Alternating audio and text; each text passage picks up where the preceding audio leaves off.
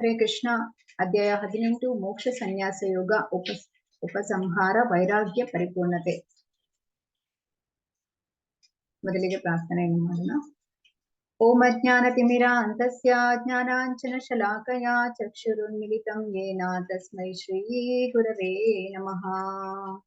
ಶ್ರೀ ಚೈತನ್ಯ ಮನೋಭೀಷ್ಟಂ ಸ್ಥಾಪಿತಂ ಯೇನ ಭೂತಲೆ ಸ್ವಯಂ ರೂಪಕದಾ ಮಹ್ಯಂ ದದಾತಿ ಸ್ವಪದಾಂತಿಕಂ. ವಂದೇಹಂ ಶ್ರೀಗುರು ಶ್ರೀಯುತಪದಕಮಲಂ ಶ್ರೀಗುರುನ್ ವೈಷ್ಣವಾಂಶ್ಚ ಶ್ರೀರೂಪಂ ಸಾಗ್ರಜಾತಂ ಸಗುಣ ರಘುನಾಥಾನ್ವಿತಂ तं ಸಜೀವಂ ಸಾದ್ವೈತಂ ಸಾವಧೂತಂ ಪರಿಜನಸಹಿತಂ ಕೃಷ್ಣ ಚೈತನ್ಯ ದೇವಂ ಶ್ರೀರಾಧಾ ಕೃಷ್ಣ ಪಾದಾನ್ ಸಗಣ ಲಲಿತಾ ಶ್ರೀ ವಿಶಾಖಾನ್ವಿತಾಂಶ್ಚ.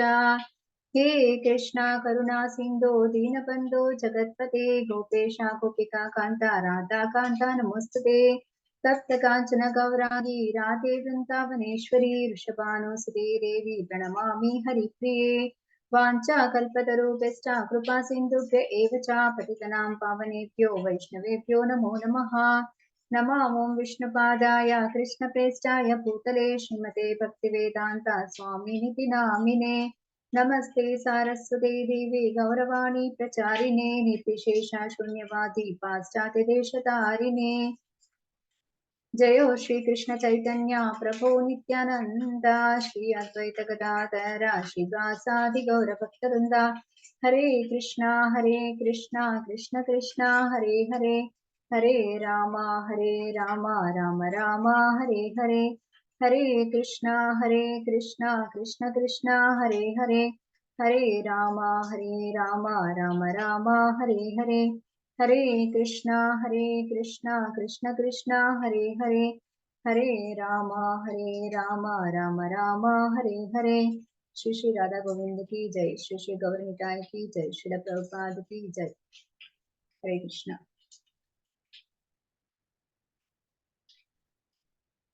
ಸೊ ಇವತ್ತಿನ ಅಧ್ಯಾಯವನ್ನು ಪ್ರಾರಂಭ ಮಾಡುವ ಮೊದಲು ನಿನ್ನೆ ಅಧ್ಯಾಯದಲ್ಲಿ ಏನ್ ತಿಳಿದುಕೊಂಡ್ವಿ ಅಂತ ನೋಡೋಣ. ಮಾತಾಜಿ ಏನು ಬ್ಯಾಗ್ ಸೌಂಡ್ ಬರ್ತಿದೆ ಮಾತಾಜಿ, ಬ್ಯಾಕ್ ಗ್ರೌಂಡ್ ನಾಯ್ಸ್ ಏನು ಟಪ್ ಟಪ್ ಅನ್ನೋ ಸೌಂಡ್. ಆಕ್ಚುಲಿ ಇಯರ್ಫೋನ್ ಕನೆಕ್ಟ್ ಮಾಡ್ಲಿಲ್ವಾ ಹಾಗಾದ್ರೆ ನಾನು ಸರಿಯಾಗಿ?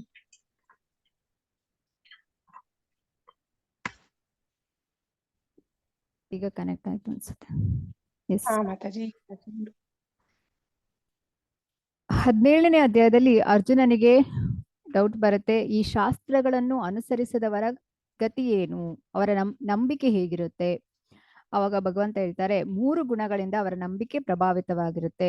ಅವರು ಮಾಡುವ ಎಲ್ಲಾ ಕಾರ್ಯಗಳು 3 ಗುಣಗಳಲ್ಲಿ ನಂಬಿಕೆ, 3 ಗುಣಗಳಲ್ಲಿ ಆರಾಧನೆ, 3 ಗುಣಗಳಲ್ಲಿ ಯಜ್ಞ, 3 ಗುಣಗಳಲ್ಲಿ ದಾನ, 3 ಗುಣಗಳಲ್ಲಿ ತಪಸ್ಸು, 3 ಗುಣಗಳಲ್ಲಿ ಮಾತು ಎಲ್ಲವನ್ನು ನಾವು ತಿಳಿದೆವು.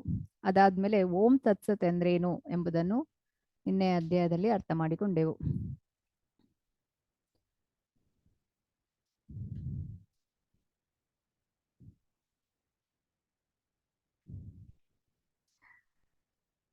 ಶ್ರೀಲ ಪ್ರಭುಪಾದ ಕಿ ಜೈ. ಅರ್ಜುನ ಉವಾಚ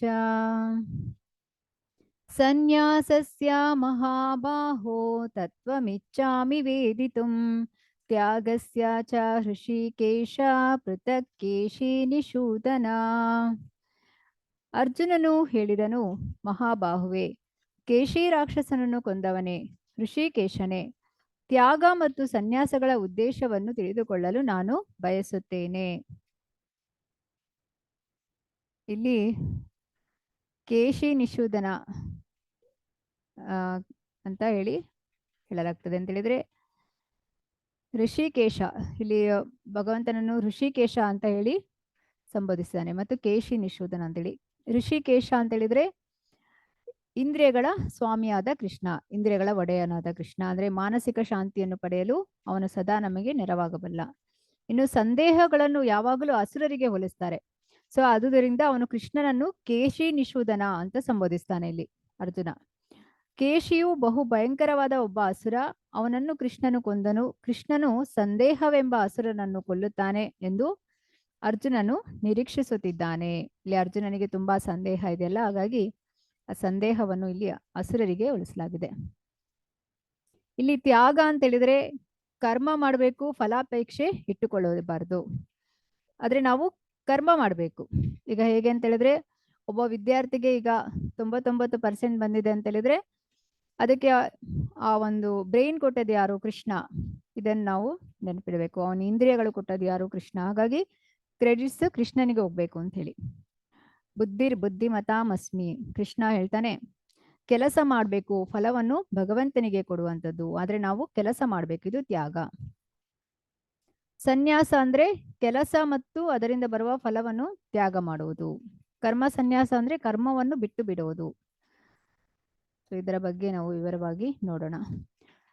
ಸೊ ಇಲ್ಲಿ ಅರ್ಜುನನ ಪ್ರಶ್ನೆ, ನೀನು ಕೇಶಿ ರಾಕ್ಷಸನನ್ನು ಕೊಂದವನು, ಅದೇ ರೀತಿ ನನಗೆ ತುಂಬಾ ಸಂದೇಹ ಇದೆ, ಅದನ್ನು ನೀನು ಕ್ಲಿಯರ್ ಮಾಡಬೇಕು. ನಾನು ನನ್ನ ಈ ಕ್ಷತ್ರಿಯ ಕೆಲಸವನ್ನು ಬಿಡಬೇಕಾ, ಕಾಡಿಗೆ ಹೋಗ್ಬೇಕಾ? ಅಂದ್ರೆ ಫಲವನ್ನು ನಿನಗೆ ಕೊಡ್ಬೇಕಾ, ನಿನಗೋಸ್ಕರ ಯುದ್ಧ ಮಾಡ್ಬೇಕಾ? ಯುದ್ಧದಲ್ಲಿ ಏನು ಫಲಿತಾಂಶ ಏನ್ ಬರುತ್ತೆ ಅದನ್ನು ನಿನಗೆ ಕೊಡ್ಬೇಕಾ? ಯಾವ್ದು ಮಾಡ್ಬೇಕು? ನಾನು ಸನ್ಯಾಸ ಮಾಡ್ಬೇಕಾ ಅಥವಾ ನಾನು ತ್ಯಾಗ ಮಾಡ್ಬೇಕಾ? ಅದಕ್ಕೆ ಭಗವಂತ ಹೇಳ್ತಾನೆ, ನೀನು ತ್ಯಾಗ ಮಾಡು ಅಂತ ಹೇಳಿದ್ರೆ ನೀನು ಯುದ್ಧ ಮಾಡು, ಆದ್ರೆ ಆ ಒಂದು ಫಲಿತಾಂಶ ಏನಿದೆ ಅದು ನನಗೆ ಬಿಡು ಅಂತೇಳಿ. ಈಗ ಇಲ್ಲಿ ಸನ್ಯಾಸಿ ಅಂದ್ರೆ ನಿತ್ಯ ಕರ್ಮ ಮಾಡ್ತಾನೆ, ಅಂದ್ರೆ ಬೆಳಿಗ್ಗೆ ಬೇಗ ಏಳೋದು, ಜಪ ಮಾಡುವಂಥದ್ದು. ಇನ್ನೊಂದು ಕಾಮ್ಯ ಕರ್ಮ ಅಂತ ಹೇಳಿದ್ರೆ ನಮ್ಮದು ಡಿಸೈರ್ಸ್ ಫುಲ್ಫಿಲ್ ಮಾಡ್ಕೊಳ್ಳೋದು, ಇಚ್ಛೆಗಳಿರುತ್ತವೆ ಅದನ್ನ ಈಡೇರಿಸಿಕೊಳ್ಳುವಂಥದ್ದು. ಅಂದ್ರೆ ಇಲ್ಲಿ ಅವರು ಗೃಹಸ್ಥರು ಏನ್ ಮಾಡ್ತಾರೆ, ಯಾಗವನ್ನು ಮಾಡುವಂಥದ್ದು. ಅಂದ್ರೆ ಕೆಲವರಿಗೆ ಸ್ವರ್ಗ ಪ್ರಾಪ್ತಿ ಇರ್ತದೆ, ಮತ್ತು ಪುತ್ರ ಪ್ರಾಪ್ತಿ, ಈ ರೀತಿಯಾಗಿ ಜ್ಯೋತಿಸ್ತೋಮ ಯಜ್ಞ ಎಲ್ಲ ಮಾಡುವಂಥದ್ದು. ಇದು ಕಾಮ್ಯ ಕರ್ಮ. ಅಂದ್ರೆ ನಮ್ಮದೊಂದು ಇಚ್ಛೆ ಇರುತ್ತೆ, ಅದು ಈಡೇರಿಸಿಕೊಳ್ಳೋದಕ್ಕೋಸ್ಕರ ಮಾಡುವಂಥದ್ದು, ಯಜ್ಞ ಮಾಡುವಂಥದ್ದು. ಇಲ್ಲಿ ನಿತ್ಯ ಕರ್ಮ ಅಂತ ಹೇಳಿದ್ರೆ ಸನ್ಯಾಸಿ ಮಾಡುವುದು 3 ಹೊತ್ತು ಜಪ, ಬೆಳಿಗ್ಗೆ ಬೇಗ ಹೇಳೋದು, ಹಾಗೆ ಅದನ್ನು ಅವನು ಮಾಡ್ಲೇಬೇಕು. ಅಂದ್ರೆ ಸನ್ಯಾಸಿ ಆದವನು ನಿತ್ಯ ಕರ್ಮ ಬಿಡ್ಲಿಕ್ಕಿಲ್ಲ, ಆದ್ರೆ ಅವನು ಕಾಮ್ಯ ಕರ್ಮ ಮಾಡೋದಿಲ್ಲ. ಆದ್ರೆ ಇಲ್ಲಿ ಕರ್ಮಕಾಂಡದಲ್ಲಿರುವವರು ನಿತ್ಯ ಕರ್ಮ ಮಾಡ್ತಾರೆ, ಕಾಮ್ಯ ಕರ್ಮ ಕೂಡ ಮಾಡ್ತಾರೆ, ಫಲದ ನಿರೀಕ್ಷೆ ಕೂಡ ಮಾಡ್ತಾರೆ ಅಂತ ಹೇಳಿ ತಿಳಿಯುವಂಥದ್ದು ನಾವು. ಶ್ರೀ ಭಗವಾನುವಾಚ ಕಾಮ್ಯಾನಾಂ ಕರ್ಮಣಂ ನ್ಯಾಸಂ ಸನ್ಯಾಸಂ ಕವಯೋ ವಿದುಃ ಸರ್ವಕರ್ಮ ಫಲತ್ಯಾಗಂ ಪ್ರಾಹುಸ್ತ್ಯಾಗಂ ವಿಚಕ್ಷಣಾಃ.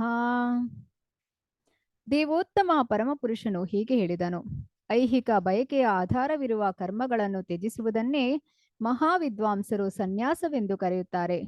ಎಲ್ಲ ಕರ್ಮಗಳ ಫಲಗಳನ್ನು ಬಿಟ್ಟು ಬಿಡುವುದನ್ನೇ ವಿದ್ವಾಂಸರು ತ್ಯಾಗ ಎಂದು ಕರೆಯುತ್ತಾರೆ. ಸನ್ಯಾಸಿ ಅಂದ್ರೆ ಕರ್ಮ ಮಾಡ್ತಾರೆ, ಆದ್ರೆ ಐಹಿಕ ಕರ್ಮ ಮಾಡೋದಿಲ್ಲ, ಕೃಷ್ಣ ಕರ್ಮ ಮಾಡ್ತಾರೆ. ಕರ್ಮ ಫಲವನ್ನು ಭಗವಂತನಿಗೆ ಕೊಡುವಂಥದ್ದು, ಇದು ತ್ಯಾಗ. ತ್ಯಾಜ್ಯಂ ದೋಷವದಿತ್ಯೇಕೆ ಕರ್ಮ ಪ್ರಾಹುರ್ಮನೀಷಿಣಃ ಯಜ್ಞದಾನ ತಪ ಕರ್ಮ ನ ತ್ಯಾಜ್ಯಮಿತಿ ಚಾಪರೇ. ಎಲ್ಲ ಬಗೆಯ ಕಾಮ್ಯ ಕರ್ಮಗಳು ದೋಷಯುಕ್ತ, ಅವುಗಳನ್ನು ಬಿಟ್ಟು ಬಿಡಬೇಕೆಂದು ಕೆಲವರು ವಿದ್ವಾಂಸರು ಹೇಳುತ್ತಾರೆ. ಇನ್ನೂ ಕೆಲವರು ಮಹಾಚಿಂತಕರು ಯಜ್ಞ ದಾನ ಮತ್ತು ತಪಸ್ಸುಗಳನ್ನು ಬಿಡಲೇಬಾರದೆಂದು ಹೇಳುತ್ತಾರೆ.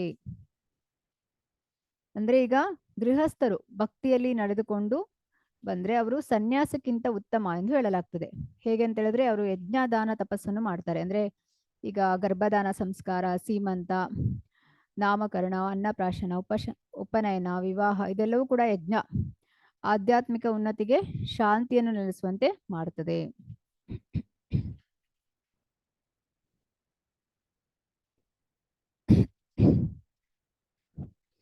ಯಜ್ಞದಾನ ತಪ ಕರ್ಮ ನ ತ್ಯಾಜ್ಯಂ ಕಾರ್ಯಮೇವ ತತ್ ಯಜ್ಞೋ ದಾನಂ ತಪಶ್ಚೈವ ಪಾವನಾನಿ ಮನೀಷಿಣಾಂ. ಯಜ್ಞ ದಾನ ತಪಸ್ಸುಗಳನ್ನು ಬಿಡಬಾರದು, ಅವುಗಳನ್ನು ಮಾಡಬೇಕು. ವಾಸ್ತವವಾಗಿ ಯಜ್ಞ ದಾನ ತಪಸ್ಸುಗಳು ಮಹಾತ್ಮರನ್ನು ಸಹ ಪರಿಶುದ್ಧಗೊಳಿಸುತ್ತವೆ. ಒಮ್ಮೆ ಇವನು ದಕ್ಷ ಪ್ರಜಾಪತಿ ಏನ್ ಮಾಡ್ತಾನೆ ಅಂದ್ರೆ, ಸಭೆಯಲ್ಲಿ ಬರ್ಬೇಕಾದ್ರೆ ಬ್ರಹ್ಮ ಮತ್ತು ಶಿವ ಅವರು ಎದ್ದು ನಿಲ್ಲೋದಿಲ್ಲ. ಆದ್ರೆ ದಕ್ಷನಿಗೆ ಏನಾಗುತ್ತೆ, ಬ್ರಹ್ಮನ ಮೇಲೆ ಸಿಟ್ಟು ಬರೋದಿಲ್ಲ, ಆದ್ರೆ ಶಿವನ ಮೇಲೆ ಸಿಟ್ಟು ಬರ್ತದೆ. ಯಾಕೆಂದ್ರೆ ಶಿವ ದಕ್ಷನ ಮಗಳಾದ ದಾಕ್ಷಾಯಿಣಿಯ ಪತಿಯಾಗಿರ್ತಾನೆ, ಎದ್ದು ಗೌರವಿಸಿಲ್ಲ ಅಂತೇಳಿ ಶಿವನ ಮೇಲೆ ಸಿಟ್ಟು ಬಂದು ಶಿವನಿಗೆ ತುಂಬಾ ಸಭೆಯಲ್ಲಿ ಅವಮಾನ ಮಾಡ್ತಾನೆ. ಇದರಿಂದ ಏನಾಗ್ತದೆ, ದಕ್ಷ ಒಂದು ಯಜ್ಞವನ್ನು ಮಾಡ್ತಾನೆ, ಆದ್ರೆ ದಾಕ್ಷಾಯಿಣಿಯನ್ನು ಮತ್ತು ಶಿವನನ್ನು ಕರೆಯುವುದಿಲ್ಲ. ಆದ್ರೆ ದಾಕ್ಷಾಯಿಣಿಗೆ ಆಗ್ತದೆ, ನನ್ನ ತಂದೆ ಮನೆಗೆ ನನಗೆ ಹೋಗ್ಲಿಕ್ಕೆ ಅವರು ಕರೆಯುವುದು ಬೇಡ, ನಾನು ಹೋಗ್ತೇನೆ ಅಂತೇಳಿ ಹಠ ಹಿಡಿದು ಹೋಗ್ತಾಳೆ. ಆದ್ರೆ ಅಲ್ಲಿ ಕೂಡ ಅವಳನ್ನು ಯಾರು ಕೂಡ ಒಳ್ಳೆಯ ರೀತಿಯಲ್ಲಿ ಸ್ವಾಗತಿಸೋದಿಲ್ಲ, ಅವಳಿಗೆ ಅವಮಾನ ಆಗುತ್ತೆ ತುಂಬಾ. ದಕ್ಷ ಮತ್ತೆ ಶಿವನ ಬಗ್ಗೆ ನಿಂದಿಸ್ತಾನೆ, ಶಿವನನ್ನು ನಿಂದಿಸ್ತಾನೆ. ಇದರಿಂದ ಏನಾಗ್ತದೆ, ದಾಕ್ಷಾಯಿಣಿಗೆ ತುಂಬಾ ಬೇಸರ ಆಗಿ ಅವಳು ಅಲ್ಲಿ ಸುಟ್ಟೋಗ್ತಾಳೆ, ಭಸ್ಮ ಆಗಿ ಬಿಡ್ತಾಳೆ, ಬೆಂಕಿಗೆ ಹಾರುವಂಥದ್ದು. ಅದು ಶಿವನಿಗೆ ಗೊತ್ತಾಗಿ ಶಿವ ಏನ್ ಮಾಡ್ತಾನೆ, ಕಾಳಭೈರವನಾಗಿ ಬಂದು ದಕ್ಷನ ತಲೆಯನ್ನು ತೆಗೆಯುವಂಥದ್ದು. ಇಲ್ಲಿ ಎಲ್ಲಾ ದೇವತೆಗಳು ಬಂದು ಶಿವನಿಗೆ ಅಡ್ಡ ಬೀಳ್ತಾರೆ, ನಮಸ್ಕಾರ ಮಾಡ್ತಾರೆ. ನಂತರ ಶಿವನನ್ನು ಪ್ರಾರ್ಥನೆ ಮಾಡಿದ ನಂತರ ಶಿವ ದಕ್ಷನಿಗೆ ಈ ಆಡಿನ ತಲೆಯನ್ನು ಕೊಡುವಂಥದ್ದು. ನಂತರ ಮತ್ತೆ ದಕ್ಷ ಯಜ್ಞವನ್ನು ಮಾಡಿ ಶಿವನನ್ನು ಕರೆದು, ಆಗ ಎಲ್ಲವೂ ಇದು ಅಂತ ಹೇಳಿದ್ರೆ ಶಿವ ಕ್ಷಮಿಸ್ತಾನೆ, ಮತ್ತೆ ಯಜ್ಞಕ್ಕೆ ಬರ್ತಾನೆ ಅವನು ಅಂತ ಹೇಳಿದ್ರೆ. ಇಲ್ಲಿ ನಾವು ನೋಡ್ಬೋದು, ಯಜ್ಞ ದಾನ ತಪಸ್ಸುಗಳು ಮಹಾತ್ಮರನ್ನು ಸಹ ಪರಿಶುದ್ಧಗೊಳಿಸುತ್ತವೆ. ಆದ್ರೆ ಈಗ ಇಲ್ಲಿ ಕಲಿಯುಗಕ್ಕೆ ಸಂಕೀರ್ತನ ಯಜ್ಞ, ನಾವು ಹರೇ ಕೃಷ್ಣ ಮಹಾಮಂತ್ರವನ್ನು ಜಪಿಸುವಂಥದ್ದು. ಏತಾನ್ಯಪಿ ತು ಕರ್ಮಾಣಿ ಸಂಗಂ ತ್ಯಕ್ತ್ವಾ ಫಲಾನಿ ಚ ಕರ್ತವ್ಯಾನೀತಿ ಮೇ ಪಾರ್ಥ ನಿಶ್ಚಿತಂ ಮತಮುತ್ತಮಂ. ಪಾರ್ಥನೆ, ಎಲ್ಲಾ ಕರ್ಮಗಳನ್ನು ಆಸಕ್ತಿ ಇಲ್ಲದೆ ಮತ್ತು ಫಲಾಪೇಕ್ಷೆ ಇಲ್ಲದೆ ಮಾಡಬೇಕು, ಅವನ್ನು ಕರ್ತವ್ಯ ಎಂದು ಮಾಡಬೇಕು, ಇದು ನನ್ನ ಅಂತಿಮ ಅಭಿಪ್ರಾಯ. ಅಂದ್ರೆ ಎಲ್ಲಾ ಕೆಲಸಗಳನ್ನು ಕೂಡ ನಾವು ಆಸಕ್ತಿ ಇಲ್ಲದೆ ಮತ್ತು ಫಲಾಪೇಕ್ಷೆ ಇಲ್ಲದೆ ಮಾಡಬೇಕು. ಅಂದ್ರೆ ಭಗವಂತನ ಒಂದು ನಾವು ಏನು ಭಕ್ತಿ ಸೇವೆಯಲ್ಲಿ ಮಾಡ್ತಾ ಇರ್ತೇವೆ ಅದನ್ನು ಆಸಕ್ತಿಯಿಂದ ಮಾಡಬೇಕು. ಹೇಗೆ ಹೇಳ್ತಾರೆ, ಉಪದೇಶಾಮೃತದಲ್ಲಿ ಹೇಳ್ತಾರೆ, ಉತ್ಸಾಹಾತ್ ನಿಶ್ಚಯಾತ್ ಧೈರ್ಯಾತ್ ತತ್ತತ್ ಕರ್ಮ ಪ್ರವರ್ತನಾತ್ ಸಂಗತ್ಯಾಗಾತ್ ಸತೋವೃತ್ತೆ ಷಡ್ಭಿರ್ಭಕ್ತಿ ಪ್ರಸಿದ್ಧತಿ. ನಮ್ಮಲ್ಲಿ ಉತ್ಸಾಹ ಇರಬೇಕು ಭಕ್ತಿ ಸೇವೆ ಮಾಡಲಿಕ್ಕೆ. ನಮಗೆ ಜಪ ಮಾಡಲಿಕ್ಕೆ ನಾವು ಬೇಸರದಿಂದ ಜಪ ಮಾಡಿದ್ರೆ ಅದೇನು ಎಫೆಕ್ಟ್ ಆಗೋದಿಲ್ಲ. ನಾವು ಅದರಲ್ಲಿ ಉತ್ಸಾಹ ಇಟ್ಕೊಂಡು ಜಪದಲ್ಲಿ ಮಂತ್ರದಲ್ಲಿ ನಾವು ಶ್ರದ್ಧಾ ಭಕ್ತಿಯಿಂದ ಪ್ರೀತಿಯಿಂದ ಮಾಡಿದ್ರೆ ನಮಗೆ ಅದು ಗೊತ್ತಾಗ್ತದೆ, ಪರಿಣಾಮ ಬೀರುತ್ತೆ. ಆದ್ರೆ ನಾವು ಏನು ಈ ಒಂದು ಐಹಿಕವಾದ ಕೆಲಸ ಮಾಡ್ತೇವೆ ಅದರಲ್ಲಿ ತೀವ್ರವಾದ ಆಸಕ್ತಿ ಇಟ್ಕೊಂಡು ಮಾಡ್ಬೇಕು ಅಂತಿಲ್ಲ, ಅದು ನಮ್ಮ ಕರ್ತವ್ಯ ಅಂತ ಹೇಳಿ ನಾವು ಮಾಡ್ಬೇಕು ಅಷ್ಟೇ. ಅದರಲ್ಲಿ ಮತ್ತೆ ಫಲಾಪೇಕ್ಷೆ ಕೂಡ ಇಟ್ಕೊಳ್ಬಾರ್ದು. ಫಲ ಎಲ್ಲವೂ ಕೂಡ ಭಗವಂತನಿಗೆ ಬಿಟ್ಬಿಡ್ಬೇಕು, ಭಗವಂತ ಕೊಟ್ಟದನ್ನು ಸ್ವೀಕರಿಸುವಂಥದ್ದು. ಈ ರೀತಿಯಾಗಿ ಅಂದ್ರೆ ನಮ್ಮಲ್ಲಿ ನಾವು ಫಲಾಪೇಕ್ಷೆ, ಆ ರಿಸಲ್ಟ್ಗಾಗಿ ನಾವು ತುಂಬಾ ಎಕ್ಸ್ಪೆಕ್ಟ್ ಮಾಡ್ತಾ ಇದ್ರೆ ಅದು ಕೆಲವೊಮ್ಮೆ ನಮ್ಮ ಎಕ್ಸ್ಪೆಕ್ಟೇಷನ್ಗೆ ಸರಿಯಾಗಿ ಆಗೋದಿಲ್ಲ. ಹಾಗಾಗಿ ನಮಗೆ ಬಹಳಷ್ಟು ಅದರಿಂದ ಬೇಸರ ಆಗುತ್ತೆ. ಅದರ ಬದಲು ನಾವು ನನ್ನ ಕರ್ತವ್ಯವನ್ನು ನಾನು ಮಾಡಿದ್ದೇನೆ, ಭಗವಂತ ನಿನಗೆ ಎಲ್ಲ ಬಿಟ್ಟಿದ್ದೇನೆ, ರಿಸಲ್ಟನ್ನು ಏನು ಕೊಡ್ತೀಯ ಅದನ್ನು ನಾನು ಸ್ವೀಕರಿಸ್ತೇನೆ. ಈ ರೀತಿಯಾಗಿದ್ರೆ ನಮಗೆ ಯಾವುದೇ ಟೆನ್ಷನ್ ಇರೋದಿಲ್ಲ.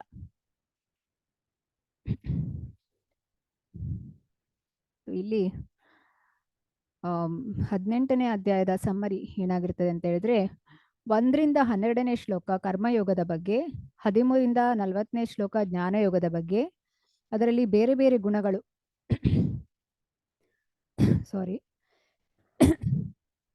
ಸತ್ವಗುಣ, ರಜೋಗುಣ, ತಮೋಗುಣ ಇದನ್ನು ತಿಳಿಯಲಿದ್ದೇವೆ. ಮತ್ತು 41ರಿಂದ 54ನೇ ಶ್ಲೋಕದಲ್ಲಿ 2 ವಿಭಾಗ ಇದೆ. ಒಂದು ಶುದ್ಧಿ ಆಗುವುದು ಕರ್ಮಯೋಗದಿಂದ ನಾವು ಹೇಗೆ ಪ್ಯೂರಿಫಿಕೇಶನ್ ಆಗುವಂಥದ್ದು, ಅದು 45ರಿಂದ 48ನೇ ಶ್ಲೋಕ. ಪ್ಯೂರಿಫಿಕೇಶನ್ ಥ್ರೂ ಜ್ಞಾನಯೋಗ, ಅದು 49ರಿಂದ 54ನೇ ಶ್ಲೋಕ. 55ರಿಂದ 56ನೇ ಶ್ಲೋಕದಲ್ಲಿ ಲವ್ ಆಫ್ ಗಾಡ್, ಅದು ನಮ್ಮ ನಿಜವಾದ ಸುಪ್ರೀಂ ಆಬ್ಜೆಕ್ಟಿವ್. ಮತ್ತೆ ಭಗವದ್ಗೀತೆ ಬಗ್ಗೆ 67ರಿಂದ 78 ಕಡೆಯದಾಗಿ ಭಗವಂತ 9ನೇ ಅಧ್ಯಾಯದಲ್ಲಿ ಏನೆಲ್ಲ ಕೊಟ್ಟಿದ್ದಾನೆ ಅದನ್ನೆಲ್ಲ ಇಲ್ಲಿ ರಿಪೀಟ್ ಮಾಡಿದ್ದಾನೆ. ಸೊ ಇಲ್ಲಿ ಈ ತಮೋಗುಣದವರಿಗೆ ಏನಾದ್ರೂ ಕೆಲಸ ಕೊಟ್ರೆ ಅವ್ರು ಏನ್ ಮಾಡ್ತಾರೆ, ಮಾಡೋದಿಲ್ಲ. ಅವರು ಆಲೋಚನೆ ಮಾಡ್ತಾ ಇರ್ತಾರೆ, ಓ ಆ ಕೆಲಸ ತುಂಬಾ ಕಷ್ಟ ಇರ್ಬೋದು, ನನಗೆ ಮಾಡ್ಲಿಕ್ಕೆ ಆಗೋದಿಲ್ಲ ಅಂತ ಅವರು ಕಾರಣವನ್ನು ಕೊಡ್ತಾರೆ. ಇನ್ನು ರಜೋಗುಣದವರು ಹೇಗೆ ಅಂತ ಹೇಳಿದ್ರೆ, ಅವರು ಕೆಲಸ ಮಾಡ್ಲಿಕ್ಕೆ ಹೋಗ್ತಾರೆ, ಬಟ್ ಕಷ್ಟ ಅಂತೇಳಿ ಮಧ್ಯದಲ್ಲಿ ಬಿಟ್ಟು ಹೋಗುವಂಥದ್ದು, ಪೂರ್ತಿ ಮಾಡೋದಿಲ್ಲ ಕೆಲಸವನ್ನ. ಸತ್ವಗುಣದವರು ಹೇಗೆ ಅಂದ್ರೆ, ಅವರು ಕಷ್ಟ ಆದ್ರೂ ಕೂಡ ಕೆಲಸವನ್ನು ಕಂಪ್ಲೀಟ್ ಮಾಡ್ತಾರೆ, ಅದು ಕರ್ತವ್ಯ ಅಂತ ಹೇಳಿ ಮಾಡುವಂಥದ್ದು.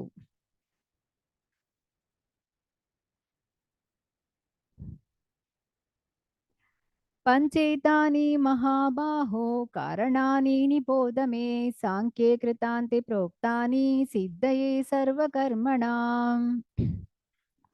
ಅಧಿಷ್ಠಾನಂ ತಥಾ ಕರ್ತಾ ಕರಣಂ ಚ ಪೃಥಗ್ವಿಧಂ ವಿವಿಧಾಶ್ಚ ಪೃಥಕ್ ಚೇಷ್ಟಾ ದೈವಂ ಚೈವಾತ್ರ ಪಂಚಮಂ.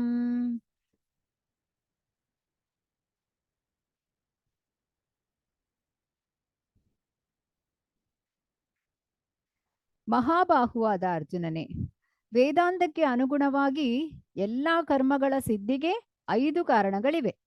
ಅವನ್ನು ನನ್ನಿಂದ ತಿಳಿದುಕೋ. ಕರ್ಮಸ್ಥಳ ಅಂದ್ರೆ ದೇಹ, ಕರ್ತ, ವಿವಿಧ ಇಂದ್ರಿಯಗಳು, ವಿವಿಧ ಪ್ರಯತ್ನಗಳು ಮತ್ತು ಕಟ್ಟಕಡೆಯದಾಗಿ ಪರಮಾತ್ಮ. ಈ 5 ಕ್ರಿಯೆಯ 5 ಅಂಶಗಳು. ಇಲ್ಲಿ ಯಾವುದೇ ಒಂದು ಕನ್ಸ್ಟ್ರಕ್ಷನ್ ಮಾಡಬೇಕಾದ್ರೆ, ಯಾವುದೇ ಕೆಲಸಕ್ಕೆ ಕೂಡ ಈ 5 ಇದ್ರೆ ಮಾತ್ರ, ಇದು 5 ಕ್ರಿಯೆ 5 ಅಂಶಗಳಿದ್ರೆ ಮಾತ್ರ ಕೆಲಸವು ಸಕ್ಸಸ್ ಆಗುವಂಥದ್ದು ಅಂತ ಹೇಳಿ. ಈಗ ಉದಾಹರಣೆಗೆ ಇಲ್ಲಿ ನೋಡ್ಬೋದು ನೀವು, ಇದು ಕರ್ಮಸ್ಥಳ ಕರ್ತ, ಇದು ಕರ್ಮಸ್ಥಳ ದೇಹ ಅಂತಾದ್ರೆ, ಇನ್ನು ಕರ್ತ ಇವರು ಯಾರು ಇಂಜಿನಿಯರ್ಸ್ ಎಲ್ಲ ಹೇಗೆ ಬಿಲ್ಡಿಂಗ್ ಕನ್ಸ್ಟ್ರಕ್ಷನ್ ಮಾಡ್ಬೋದು ಅಂತ ಯೋಚನೆಯನ್ನು ಮಾಡ್ತಾ ಇದ್ದಾರೆ. ವಿವಿಧ ಪ್ರಯತ್ನಗಳು ಈ ರೀತಿಯಾಗಿ ಆಗುತ್ತೆ ಅಂತ ಹೇಳಿ,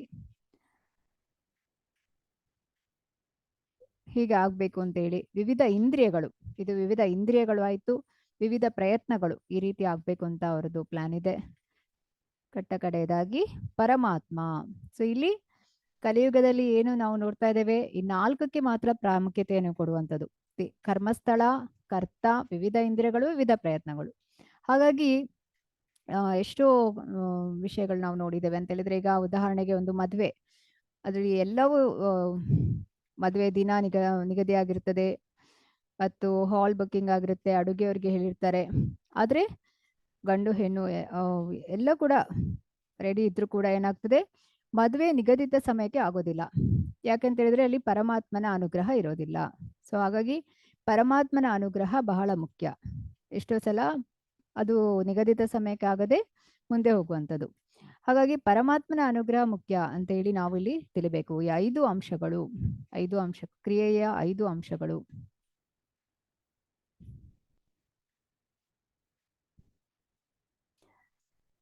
ತತ್ರೈವಂ ಸತಿ ಕರ್ತಾರಂ ಆತ್ಮಾನಂ ಕೇವಲಂ ತು ಯಃ ಪಶ್ಯೇತ್ಯಾಕೃತ ಬುದ್ಧಿತ್ವಾನ್ ಸ ಪಶ್ಯತಿ ದುರ್ಮತಿಃ. ಆದುದರಿಂದ ಈ 5 ಅಂಶಗಳನ್ನು ಪರಿಗಣಿಸದೆ ತಾನೊಬ್ಬನೇ ಕರ್ತ ಎಂದು ಯೋಚಿಸುವವನು ನಿಶ್ಚಯವಾಗಿಯೂ ಬಹು ಬುದ್ಧಿವಂತನಲ್ಲ. ಅವನು ವಸ್ತುಸ್ಥಿತಿಯನ್ನು ಕಾಣಲಾರ. ಈಗ ನೀವು ಯಾರ್ದಾದ್ರೂ ಮನೆ ಗೃಹ ಪ್ರವೇಶಕ್ಕೆ ನಿಮ್ಮನ್ನು ಕರೆದಿರ್ತಾರೆ ಅನ್ಕೊಳ್ಳಿ.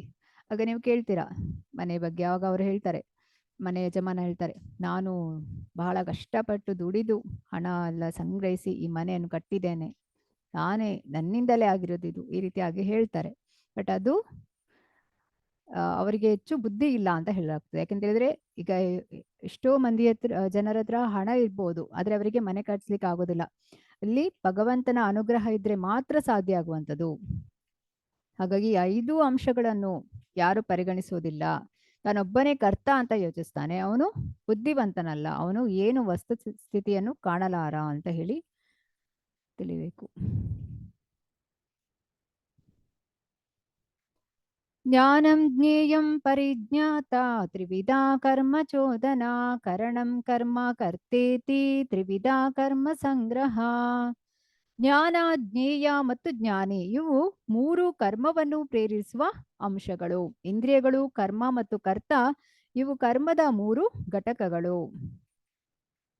ಸೊ ಇಲ್ಲಿ ಈ ಹುಡುಗನಲ್ಲಿರುವ ಜ್ಞಾನ ಮತ್ತು ಜ್ಞಾನದ ಗುರಿ ಏನು, ಈ ಬಾಲನ್ನು ಹಿಟ್ ಮಾಡುವಂಥದ್ದು. ಮತ್ತು ಜ್ಞಾನಿ, ಈ ಹುಡುಗ ಜ್ಞಾನಿಯಾಗಿರ್ತಾನೆ. ಸೊ ಇದು ಕರ್ಮವನ್ನು ಪ್ರೇರೇಪಿಸುವ ಅಂಶಗಳು. ಇಂದ್ರಿಯಗಳು, ಕರ್ಮ ಮತ್ತು ಕರ್ತ ಇವು ಕರ್ಮದ 3 ಘಟಕಗಳು. ಈಗ ಸ್ವಯಂ ಮೌಲ್ಯಮಾಪನ ಸಮಯ.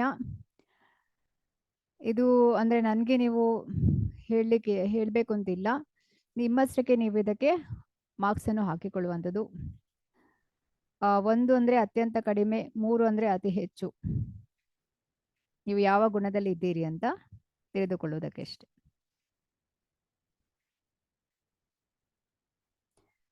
ज्ञानं कर्म च कर्ता च त्रिदैवा गुणभेदतः प्रोच्यते गुणसङ्ख्याने यथा वच्छृणुतान्यपि सर्वभूतेषु येनैकं भावम् अव्ययमीक्षते अविभक्तं विभक्तेषु तज्ज्ञानं विद्धि सात्विकम् पृथक्त्वेन तु यज्ञानं नानाभावान् पृथग्विदान् वेत्ति सर्वेषु भूतेषु तज्ज्ञानं विद्धि राजसम् यत्तु कृष्णावदेकस्मिन् कार्ये सक्तम् अहैतुकम् अतर्त्वार्थवदल्पं च समुदाहृतम् अतत्वार्थवदल्पं च तत्तामसमुदाहृतम्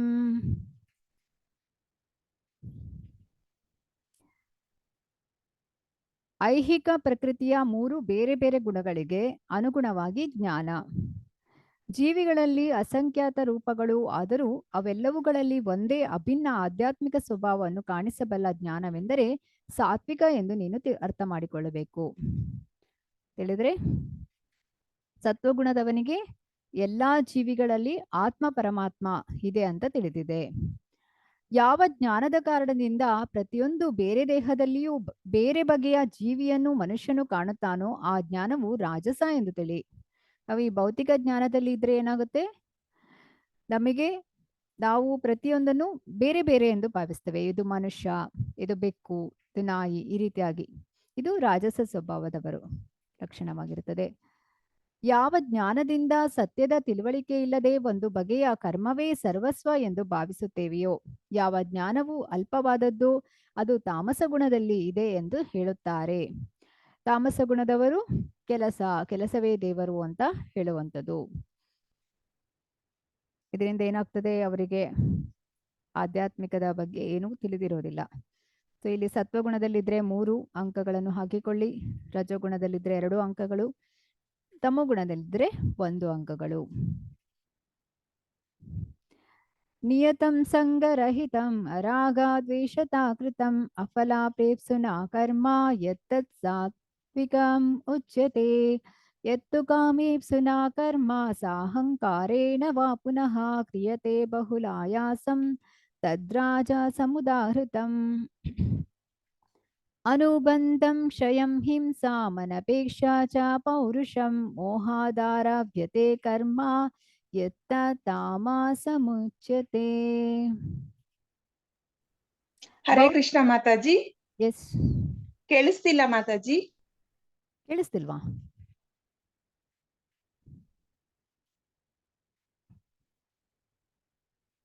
ಯಾಕೆ ಕೇಳಿಸ್ತಾ ಇಲ್ಲ?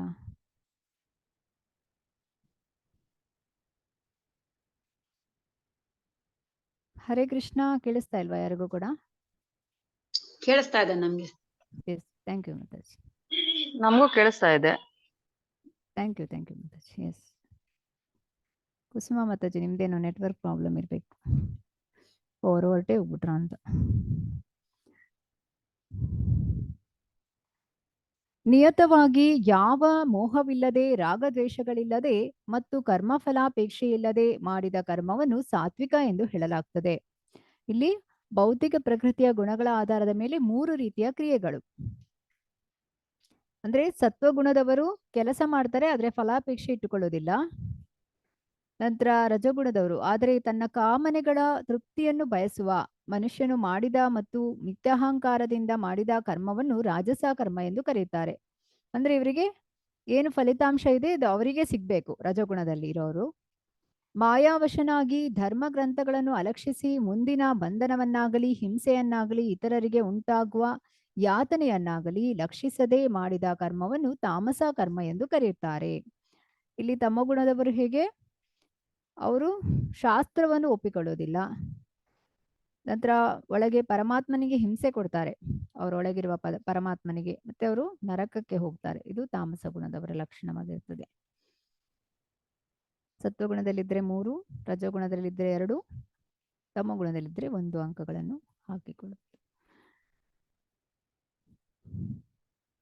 ಮುಕ್ತ ಸಂಗೋನ ಹಂವಾದಿ ಧೃತ್ಯುತ್ಸಾಹ ಸಮನ್ವಿತಃ ಸಿದ್ಧೇ ಸಿದ್ಧೋ ನಿರ್ವಿಕಾರಃ ಕರ್ತಾ ಸಾತ್ವಿಕ ಉಚ್ಯತೆ.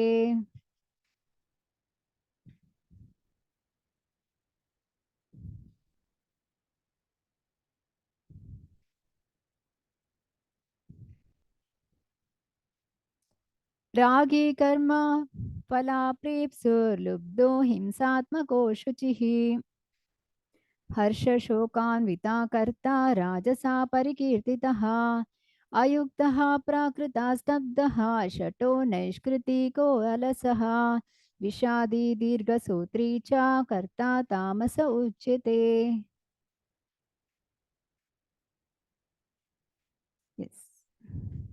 ಭೌತಿಕ ಪ್ರಕೃತಿಯ ಗುಣಗಳ ಆಧಾರದ ಮೇಲೆ 3 ರೀತಿಯ ಕ್ರಿಯೆಗಳು. ಐಹಿಕ ಪ್ರಕೃತಿಯ ಗುಣಗಳ ಸಂಘವಿಲ್ಲದೆ, ಯಾರಾದ್ರೂ ಓದ್ತೀರಾ? ಹರೇ ಕೃಷ್ಣ.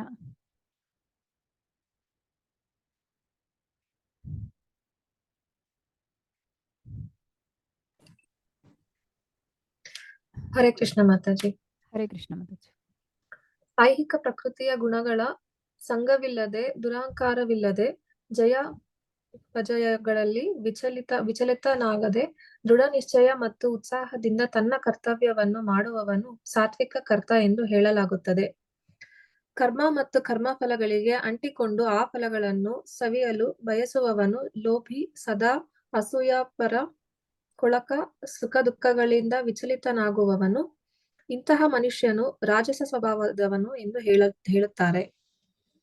ಧರ್ಮ ಗ್ರಂಥಗಳ ಆದೇಶಗಳಿಗೆ ವಿರುದ್ಧವಾಗಿಯೇ ಯಾವಾಗಲೂ ಕೆಲಸ ಮಾಡುವವನು ಪ್ರಾಪಂಚಿಕ ಮನೋಧರ್ಮದವನು, ಹಠಮಾರಿಯು, ಮೋಸ ಮಾಡುವವನು, ಇತರರಿಗೆ ಅವಮಾನ ಮಾಡುವುದರಲ್ಲಿ ನಿಪುಣನು, ಸೋಮಾರಿಯು, ಸದಾ ವಿಷಾದದಲ್ಲಿರುವವನು, ಮಾಡಬೇಕಾದ ಕೆಲಸವನ್ನು ಮುಂದಕ್ಕೆ ಹಾಕುವವನು ಆದ ಕರ್ತನನ್ನು ತಾಮಸ ಗುಣದ ಕರ್ತನೆನ್ನುತ್ತಾರೆ. ಧನ್ಯವಾದ ಮಾತಾಜಿ. ಹರೇ ಕೃಷ್ಣ. ಇಲ್ಲಿ ಸತ್ವಗುಣದಲ್ಲಿ ಹೇಗೆ ಅವರು ಈ ಐಹಿಕ ಪ್ರಕೃತಿಯ ಗುಣಗಳ ಸಂಘವಿಲ್ಲದೆ, ಅಂದ್ರೆ ಈ 3 ಗುಣಗಳ, ಯಾವುದು ಸತ್ವಗುಣ, ರಜೋಗುಣ, ತಮೋಗುಣ, ಇದರ ಸಂಘವಿಲ್ಲದೆ, ದುರಹಂಕಾರವಿಲ್ಲದೆ, ಜಯ ಅಪಜಯಗಳಲ್ಲಿ ಸೋಲಿರ್ಲಿ ಗೆಲುವು ಇರ್ಲಿ ಅದಕ್ಕೆ ವಿಚಲಿತರಾಗೋದಿಲ್ಲ, ದೃಢ ನಿಶ್ಚಯದಿಂದ ಮತ್ತು ಉತ್ಸಾಹದಿಂದ ತನ್ನ ಕರ್ತವ್ಯವನ್ನು ಮಾಡ್ತಾರೆ. ಇದು ಸಾತ್ವಿಕ ಕರ್ತ ಅಂತ ಹೇಳಲಾಗ್ತದೆ. ಕರ್ಮ ಮತ್ತು ಕರ್ಮ ಫಲಗಳಿಗೆ ಅಂಟಿಕೊಂಡು ಕೆಲಸ ಮಾಡ್ತಾರೆ. ಅದರ ರಿಸಲ್ಟ್ ಕೂಡ ಅವರಿಗೆ ಎಕ್ಸ್ಪೆಕ್ಟೇಷನ್ ಇರುತ್ತೆ, ಹೈ ಎಕ್ಸ್ಪೆಕ್ಟೇಷನ್ ಇರುತ್ತೆ. ಆ ಫಲಗಳನ್ನು ಸವಿಯಲು ಬಯಸುವವನು ಲೋಭಿ, ಅಂದ್ರೆ ದುರಾಸೆ, ಸದಾ ಅಸೂಯಾಪರ, ಅಸೂಯೆ ಇರ್ತದೆ ಇನ್ನೊಬ್ಬರ ಮೇಲೆ, ಕೊಳಕ, ಸುಖ ದುಃಖಗಳಿಂದ ವಿಚಲಿತನಾಗ್ತಾರೆ. ಸುಖ ಬಂದಾಗ ಹಿಗ್ಗುವಂಥದ್ದು, ದುಃಖ ಬಂದಾಗ ಕುಗ್ಗುವಂಥದ್ದು, ಈ ರೀತಿಯಾಗಿ ಇಂತಹ ಮನುಷ್ಯನು ರಾಜಸ ಸ್ವಭಾವದವನು ಎಂದು ಹೇಳುತ್ತಾರೆ. ಧರ್ಮ ಗ್ರಂಥಗಳ ಆದೇಶಗಳಿಗೆ ವಿರುದ್ಧವಾಗಿಯೇ ಯಾವಾಗಲೂ ಕೆಲಸ ಮಾಡುವವನು, ಅಂದ್ರೆ ಇವರು ಶಾಸ್ತ್ರಗಳ ಅನುಸಾರವಾಗಿ ಕೆಲಸ ಮಾಡೋದಿಲ್ಲ. ಪ್ರಾಪಂಚಿಕ ಮನೋಧರ್ಮದವರು, ಹಠಮಾರಿಯು, ಮೋಸ ಮಾಡ್ತಾರೆ, ಇತರರಿಗೆ ಅವಮಾನ ಮಾಡುವುದರಲ್ಲಿ ನಿಪುಣರಾಗಿರ್ತಾರೆ. ಸೋಮಾರಿಯು, ಸದಾ ವಿಷಾದದಲ್ಲಿರುವವರು, ಯಾವಾಗಲೂ ಬೇಸರದಲ್ಲಿರ್ತಾರೆ, ಮಾಡಬೇಕಾದ ಕೆಲಸವನ್ನು ಮುಂದಕ್ಕೆ ಹಾಕ್ತಾರೆ. ಇವರು ತಾಮಸ ಗುಣದ ಕರ್ತ ಎನ್ನುತ್ತಾರೆ.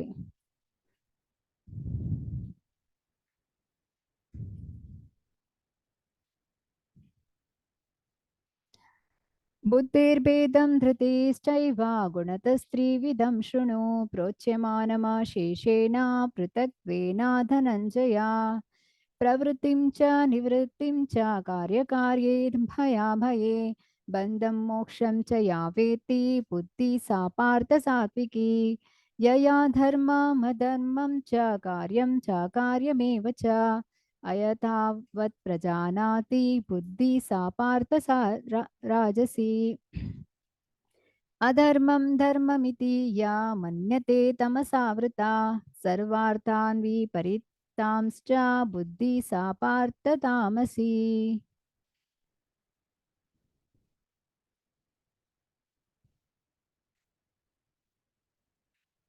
ಹರೇ ಕೃಷ್ಣ. ಹರೇ ಕೃಷ್ಣ ಓದ್ತೀರಾ ರಾಣಿ ಅವರು?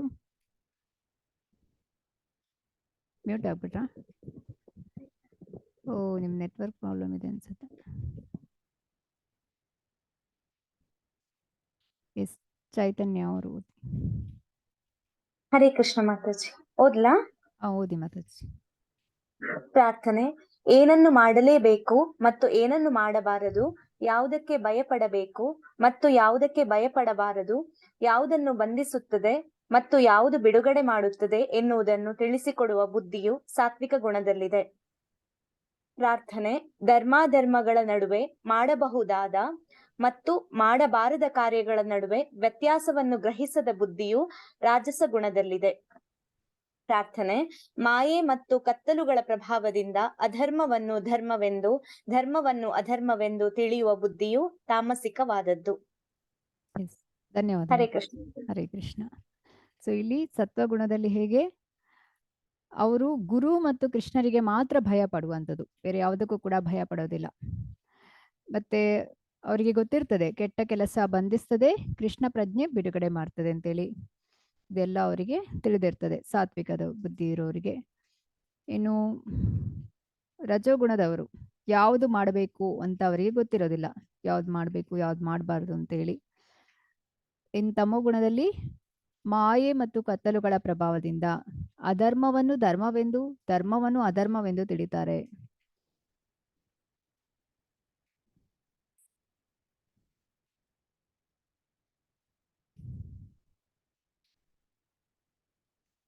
ಧೃತ್ಯಾಯಯಾ ಧಾರಯತೆ ಮನ ಪ್ರಾಣೇಂದ್ರಿಯ ಕ್ರಿಯಾಃ ಯೋಗೇನಾವ್ಯಭಿಚಾರಿಣ್ಯಾ ಧೃತಿ ಸಾ ಪಾರ್ಥ ಸಾತ್ವಿಕೀ ಯಯಾ ತು ಧರ್ಮ ಕಾಮಾರ್ಥ ಧೃತ್ಯಾ ಧಾರಯತೆ ಅರ್ಜುನ ಪ್ರಸಂಗೇನ ಫಲಾಕಾಂಕ್ಷಿ ಧೃತಿ ಸಾ ಪಾರ್ಥ ರಾಜಸಿ ಯಯಾ ಸ್ವಪ್ನಂ ಭಯಂ ಶೋಕಂ ವಿಷಾದಂ ಮದಮೇವ ಚ ನ ವಿಮುಂಚತಿ ದುರ್ಮೇಧಾ ಧೃತಿ ಸಾ ಪಾರ್ಥ ತಾಮಸಿ.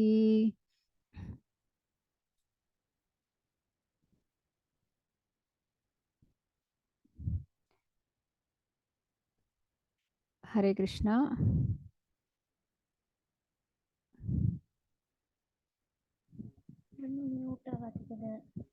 ಹರೇ ಕೃಷ್ಣ. ಹರೇ ಕೃಷ್ಣ ಮಾತಾಜಿ. ಹರೇ ಕೃಷ್ಣ. ಓದ್ತೀರಾ? ಹಾ, ಓದ್ತೀನಿ. ಓದಿ. ಪ್ರಾರ್ಥನೆ. ಮುರಿಯಲಾಗದ ಸಂಕಲ್ಪ ಒಂದೇ ಸಮನೆ ನಡೆಸುವ ಯೋಗಾಭ್ಯಾಸವು ಎತ್ತಿ ಹಿಡಿಯುವ ಸಂಕಲ್ಪ.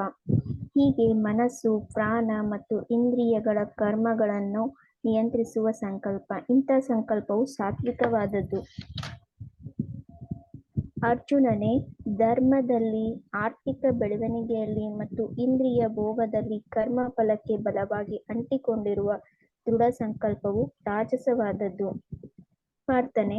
ಕನಸು ಕಾಣುವುದು, ಭಯ, ಶೋಕ, ವಿಷಾದ ಮತ್ತು ಮಾಯೆ ಇವುಗಳಾಚೆ ಹೋಗಲಾರದ ಮೂರ್ಖ ಸಂಕಲ್ಪವು ತಾಮಸಿಕವಾದದ್ದು. ಎಸ್, ಹರೇ ಕೃಷ್ಣ. ಧನ್ಯವಾದ. ಇಲ್ಲಿ ತತ್ವಗುಣದಲ್ಲಿರುವವರು ಅವರಿಗೆ ಈ ಒಂದು ಲೈಫಲ್ಲಿಯೇ ವೈಕುಂಠಕ್ಕೆ ಹೋಗ್ಬೇಕು ಅಂತ ದೃಢ ಸಂಕಲ್ಪ ಇರುತ್ತೆ. ಎಸ್, ಅಂದ್ರೆ ಅವರು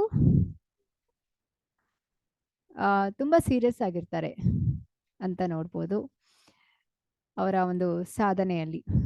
ಅಂದ್ರೆ ಸೀರಿಯಸ್ ಆಗಿ ಜಪ ಮಾಡುವಂಥದ್ದು, ಕ್ಲಾಸ್ ಕೇಳ್ತಾ ಇರ್ತಾರೆ, ಭಗವದ್ಗೀತೆ ಭಾಗವತಂ ಕ್ಲಾಸ್ ಕೇಳ್ತಾರೆ, ಭಗವದ್ಗೀತೆ ಭಾಗವತಂ ಪುಸ್ತಕ ಓದುವಂಥದ್ದು, ಇದೆಲ್ಲವೂ ತುಂಬಾ ಸೀರಿಯಸ್ ಆಗಿ ಸೇವೆಯಲ್ಲಿ, ಸಂಘದಲ್ಲಿ ಎಲ್ಲ ಇರ್ತಾರೆ. ಅವರಿಗಂದ್ರೆ ಈ ಜನ್ಮದಲ್ಲಿಯೇ ಭಗವಂತನನ್ನು ನೋಡ್ಬೇಕು, ಭಗವಂತನ ಧಾಮಕ್ಕೆ ಹೋಗ್ಬೇಕು ಅಂತ ದೃಢ ಸಂಕಲ್ಪ ಇರುತ್ತೆ. ಇನ್ನು ರಜೋಗುಣದಲ್ಲಿ ಹೇಗೆ ಇವ್ರದ್ದು ಕೂಡ ದೃಢ ಸಂಕಲ್ಪವೇ, ಆದರೆ ಯಾವುದಕ್ಕೆ? ಆರ್ಥಿಕ ಅಭಿವೃದ್ಧಿಗೆ, ಅದಕ್ಕೆ ಇಂಪಾರ್ಟೆನ್ಸ್ ಕೊಡ್ತಾರೆ ಅವರು. ಇಂದ್ರಿಯ ಭೋಗಕ್ಕೆ ಇದರಲ್ಲಿ ಬಲವಾಗಿ ಅಂಟಿಕೊಂಡಿರ್ತಾರೆ. ಒಂದು ಪ್ಲಾನ್ಸ್ ಇರುತ್ತೆ ಅವ್ರದ್ದು, ಆ ಪ್ಲಾನ್ ಎಲ್ಲ ಫುಲ್ಫಿಲ್ ಆಗಬೇಕು ಈ ರೀತಿಯಾಗಿ. ಇನ್ನು ತಮೋಗುಣದಲ್ಲಿ ಇವರು ಹಗಲು ಕನಸು ಕಾಣುವಂಥದ್ದು, ಮಾನ ಪೂಜೆ ಪ್ರತಿಷ್ಠೆ, ನನ್ನ ಹಿಂದೆ ಒಂದಷ್ಟು ಜನ ಬರಬೇಕು, ನನಗೆ ಜೈಕಾರ ಹಾಕಬೇಕು, ಈ ರೀತಿಯಾಗಿ ಇದು ಎಲ್ಲರೂ ಹೊಗಳ್ಬೇಕು, ಗೌರವಿಸಬೇಕು, ಇದು ತಮೋಗುಣದವರ ಲಕ್ಷಣವಾಗಿರುತ್ತದೆ. ಸುಖಂ ದ್ವಿದಾನೀಂ ತ್ರಿವಿಧಂ ಶೃಣು ಮೇ ಭರತರ್ಷಭ ಅಭ್ಯಾಸಾದ್ರಮತೆ ಯತ್ರ ದುಃಖಾಂತಂ ಚ ನಿಗಚ್ಚತಿ ಯತ್ತದಗ್ರೇ ವಿಷಮಿವ ಪರಿಣಾಮೇ ಅಮೃತೋಪಮಂ ತತ್ಸುಖಂ ಸಾತ್ವಿಕಂ ಪ್ರೋಕ್ತಂ ಆತ್ಮಬುದ್ಧಿ ಪ್ರಸಾದಜಂ ವಿಷಯೇಂದ್ರಿಯ ಸಂಯೋಗಾದ್ಯತ್ತಾದಗ್ರೇ ಅಮೃತೋಪಮಂ ಪರಿಣಾಮೇ ವಿಷಮಿವ ತತ್ಸುಖಂ ರಾಜಸಂಸ್ಮೃತಂ ಯದಗ್ರೇ ಚಾನುಬಂಧೇ ಚ ಸುಖಂ ಮೋಹನಮಾತ್ಮನಃ. ನಿದ್ರಾಲಸ್ಯ ಪ್ರಮಾದೋತ್ತಂ ತತ್ತಾಮಸಮುದಾಹೃತಂ.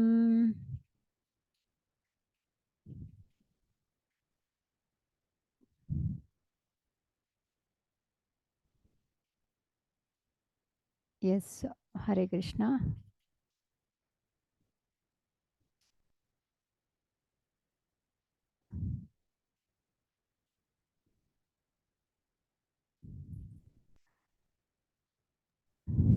ಹರೇ ಕೃಷ್ಣ ಮಾತಾಜಿ.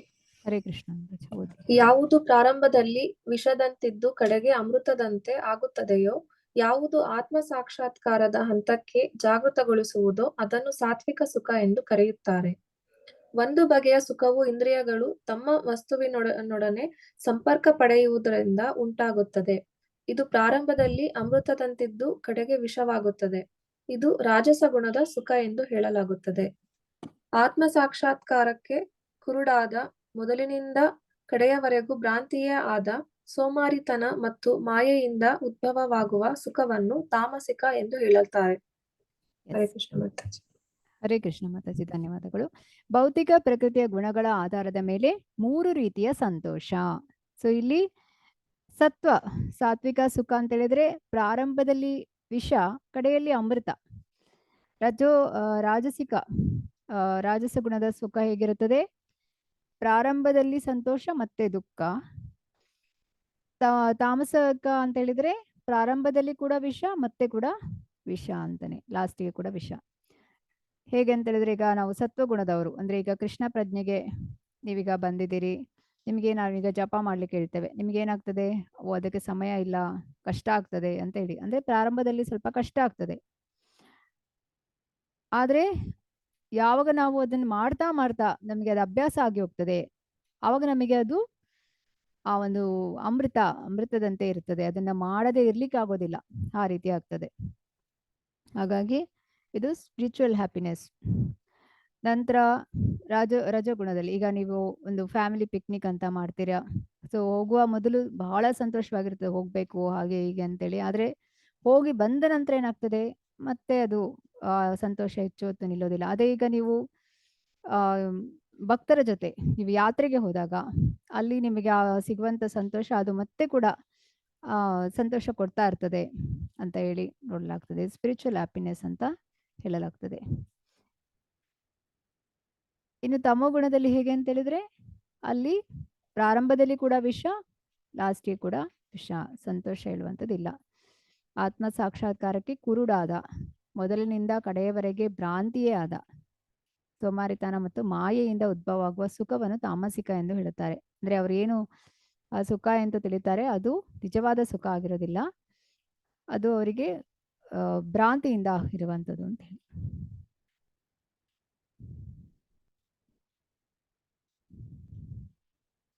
ಈಗ ಫಲಿತಾಂಶ, ನೀವು 18ಕ್ಕೆ ಹತ್ತಿರ ಇದ್ರೆ ಗ್ರೇಟ್ ಅಂತ ಹೇಳಿ, 6ಕ್ಕೆ ಹತ್ತಿರ ಇದ್ರೆ ಗ್ರೇಟ್ ಅಲ್ಲ, ಮತ್ತೆ 12ಕ್ಕೆ ಹತ್ತಿರ ಇದ್ರೆ ನೀವು ನಿಮ್ಮನ್ನು ಮೇಲೆ ತರ್ಬೋದು ಅಂತ ಹೇಳಿದ್ರೆ, ಅಂದ್ರೆ ಪ್ರಯತ್ನ ಪಟ್ರೆ ನೀವು ಸತ್ವಗುಣದಲ್ಲಿ ಇರ್ಬೋದು. ಸರ್ವಭೂತೇಷು ಏನೈಕಂ ಭಾವಂ ಅವ್ಯಯಮೀಕ್ಷತೆ ಅವಿಭಕ್ತಂ ವಿಭಕ್ತೇಷು ತಜ್ಞಾನಂ ವಿದ್ಧಿ ಸಾತ್ವಿಕಂ.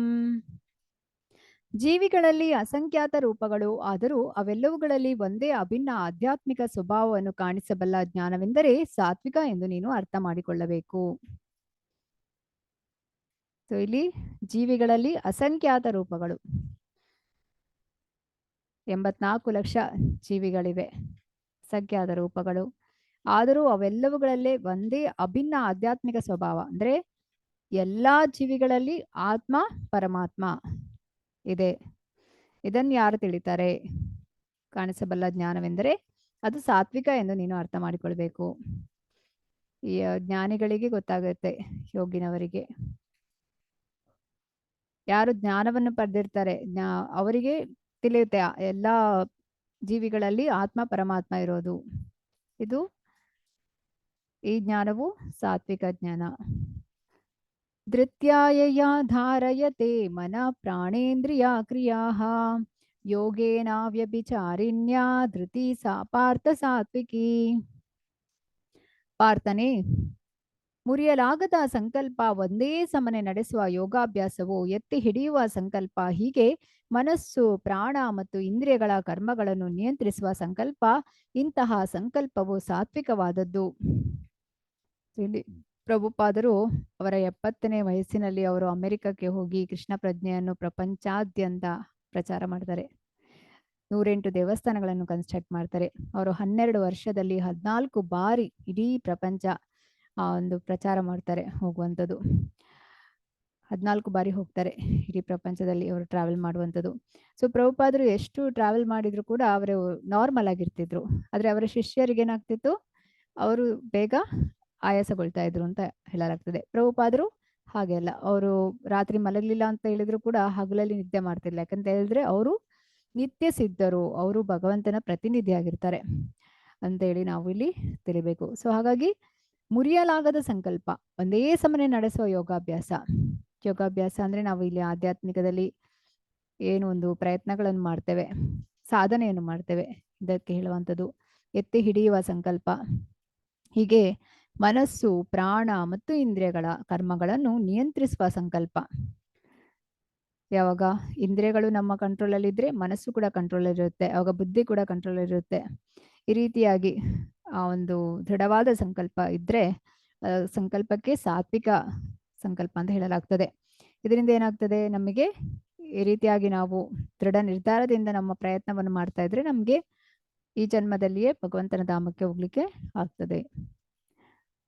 ಬ್ರಾಹ್ಮಣ ಕ್ಷತ್ರಿಯ ವೈಶ್ಯಾಂ ಶೂದ್ರಾಣಂ ಚ ಪರಂತಪ ಕರ್ಮಾಣಿ ಪ್ರವಿಭಕ್ತಾನಿ ಸ್ವಭಾವ ಪ್ರಭವೈರ್ಗುಣೈಃ ಶಮೋದಮಸ್ತಪ ಶೌಚಂ ಶಾಂತಿರಾರ್ಜವಮೇವ ಚ ಜ್ಞಾನಂ ವಿಜ್ಞಾನಮಾಸ್ತಿಕ್ಯಂ ಬ್ರಹ್ಮ ಕರ್ಮ ಸ್ವಭಾವಜಂ ಶೌರ್ಯಂ ತೇಜೋ ಧೃತಿರ್ದಾಕ್ಷ್ಯಂ ಯುದ್ಧೇ ಚಾಪ್ಯಾಪಲಾಯನಂ ದಾನಮೀಶ್ವರ ಭಾವಶ್ಚ ಕ್ಷಾತ್ರಂ ಕರ್ಮ ಸ್ವಭಾವಜಂ ಕೃಷಿ ಗೌರಕ್ಷ್ಯ ವಾಣಿಜ್ಯಂ ವೈಶ್ಯಕರ್ಮ ಸ್ವಭಾವಜಂ ಪರಿಚರ್ಯಾತ್ಮಕಂ ಕರ್ಮ ಶೂದ್ರಸ್ಯಾಪಿ ಸ್ವಭಾವಜಂ. ಈಗ 4 ವಿಧದ ಆಶ್ರಮ, ಈ ಒಂದು 3 ಗುಣಗಳ ಮೇಲೆ ಆಧಾರವಾಗಿ ಯಾವುದೆಲ್ಲ ಅಂತ ಹೇಳಿದ್ರೆ, ಶಾಂತಿ ಸ್ವಭಾವ, ಆತ್ಮ ಸಂಯಮ, ತಪಸ್ಸು, ಸಹನೆ, ಪ್ರಾಮಾಣಿಕತೆ, ಜ್ಞಾನ, ವಿವೇಕ ಮತ್ತು ಆಸ್ತಿಕ್ಯ. ಈ ಸಹಜ ಗುಣಗಳಿಂದ ಬ್ರಾಹ್ಮಣರು ಕರ್ಮವನ್ನು ಮಾಡ್ತಾರೆ ಅಂತ ಹೇಳಿದ್ರೆ, ಬೆಳಿಗ್ಗೆ ಬೇಗ ಹೇಳುವಂಥದ್ದು, ಪ್ರಾಮಾಣಿಕವಾಗಿರುವಂಥದ್ದು, ಅಂದ್ರೆ ಭಗವದ್ಗೀತೆಯ ಜ್ಞಾನ ಇರುತ್ತೆ ಅವರಿಗೆ, ವಿವೇಕ, ಇದೆಲ್ಲವೂ ಕೂಡ ಬ್ರಾಹ್ಮಣ ಕ್ವಾಲಿಟಿ ಆಗಿರುತ್ತೆ. ಹೇಗೆಂದ್ರೆ ಈಗ ಸತ್ವಗುಣದಲ್ಲಿದ್ರೆ ಅವರಿಗೆ ಸತ್ವಗುಣದವರು ಈ ಒಂದು ಬ್ರಾಹ್ಮಣರ ಕ್ವಾಲಿಟಿ ಇರುತ್ತೆ. ಶಾಂತಿ ಸ್ವಭಾವ, ಆತ್ಮ ಸಂಯಮ, ಸೆಲ್ಫ್ ಕಂಟ್ರೋಲ್, ತಪಸ್ಸು, ಸಹನೆ, ಪ್ರಾಮಾಣಿಕತೆ, ಜ್ಞಾನ, ವಿವೇಕ ಮತ್ತು ಆಸ್ತಿಕ್ಯ. ಆಸ್ತಿಕ್ಯ ಅಂದ್ರೆ ರಿಲಿಜಿಯಸ್ನೆಸ್. ಶೌರ್ಯ, ತೇಜಸ್ಸು, ದೃಢ ಸಂಕಲ್ಪ, ದಕ್ಷತೆ, ಯುದ್ಧದಲ್ಲಿ ಧೈರ್ಯ, ಔದಾರ್ಯ ಮತ್ತು ನಾಯಕತ್ವ, ಇವು ಕ್ಷತ್ರಿಯರಿಗೆ ಕೆಲಸ ಮಾಡಲು ಸಹಜ ಗುಣಗಳು. ಕ್ಷತ್ರಿಯರು ಅಂದ್ರೆ ರಜೋಗುಣದವರು. ಇವರಲ್ಲಿ ಆ ಒಂದು ಶೌರ್ಯ, ತೇಜಸ್ಸು, ದೃಢ ಸಂಕಲ್ಪ. ಅಂದ್ರೆ ಈಗ ಯುದ್ಧದಲ್ಲಿ ಹಿಂದೆ ರಾಜ ಯುದ್ಧ ಮಾಡ್ತಾ ಇರ್ಬೇಕಾದ್ರೆ ಏನಾಗ್ತದೆ, ಯುದ್ಧದಲ್ಲಿ ರಾಜ ಏನಾದ್ರೂ ಸೋತ್ರೆ ಮತ್ತೆ ಸೈನಿಕರು ಹೋಗಿ ಮುಂದೆ ಹೋಗಿ ಯುದ್ಧ ಮಾಡ್ತಿರ್ಲಿಲ್ಲ, ಅಲ್ಲಿಗೆ ಎಂಡ್ ಅಂತ ಹೇಳಲಾಗ್ತದೆ. ಹಾಗಾಗಿ ಅಲ್ಲಿ ಯುದ್ಧದಲ್ಲಿ ಧೈರ್ಯ, ಔದಾರ್ಯ ಮತ್ತು ನಾಯಕತ್ವ ಇವು ಕ್ಷತ್ರಿಯರಿಗೆ ಕೆಲಸ ಮಾಡಲು ಸಹಜ ಗುಣಗಳು. ಇತರರ ಕೃಷಿ, ಗೋರಕ್ಷಣೆ ಮತ್ತು ವಾಣಿಜ್ಯ ಇವು ವೈಶ್ಯರಿಗೆ ಸಹಜವಾದ ಕೆಲಸ. ವೈಶ್ಯರು ಅಂತ ಹೇಳಿದ್ರೆ ರಜೋಗುಣ ಪ್ಲಸ್ ತಮೋಗುಣ ಇರ್ತದೆ ಅವರಲ್ಲಿ. ಗೋರಕ್ಷಣೆ ಮಾಡುವಂಥದ್ದು, ಕೃಷಿ, ವಾಣಿಜ್ಯ ಇದು ಸಹಜವಾದ ಕೆಲಸ. ಶ್ರಮ ಮತ್ತು ಸೇವೆಯು ಶೂದ್ರರಿಗೆ ಸಹಜವಾದವು. ಶೂದ್ರರು ಅಂತ ಹೇಳಿದ್ರೆ ತಮೋಗುಣ. ಈ ಮೂವರಿಗೆ ಸಹಾಯ ಮಾಡುವಂಥದ್ದು, ಸತ್ವಗುಣದವರಿಗೆ, ರಜೋಗುಣದವರಿಗೆ ಮತ್ತು ಇದು ಬ್ರಾಹ್ಮಣರಿಗೆ, ಕ್ಷತ್ರಿಯರಿಗೆ, ವೈಶ್ಯರಿಗೆ ಸಹಾಯ ಮಾಡುವಂಥದ್ದು ಶೂದ್ರರ ಕೆಲಸವಾಗಿರ್ತದೆ.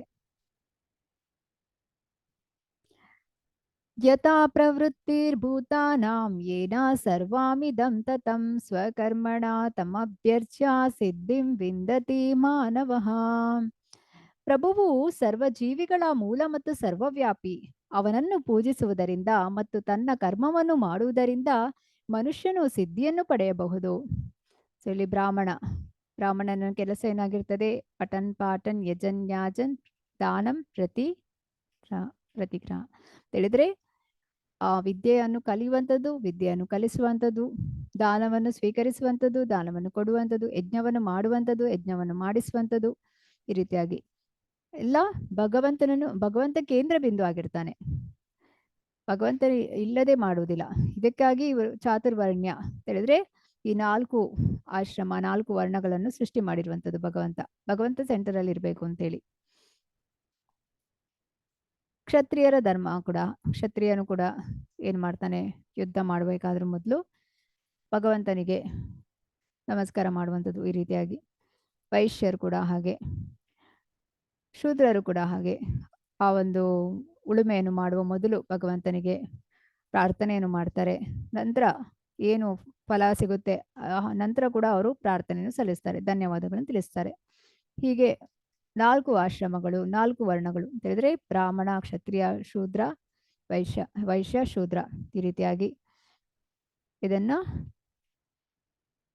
ಪ್ರಭುವು ಸರ್ವಜೀವಿಗಳ ಮೂಲ ಮತ್ತು ಸರ್ವವ್ಯಾಪಿ. ಅವನನ್ನು ಪೂಜಿಸುವುದರಿಂದ, ತನ್ನ ಕರ್ಮವನ್ನು ಮಾಡುವುದರಿಂದ ಮನುಷ್ಯನು ಸಿದ್ಧಿಯನ್ನು ಪಡೆಯಬಹುದು. ಅಂದ್ರೆ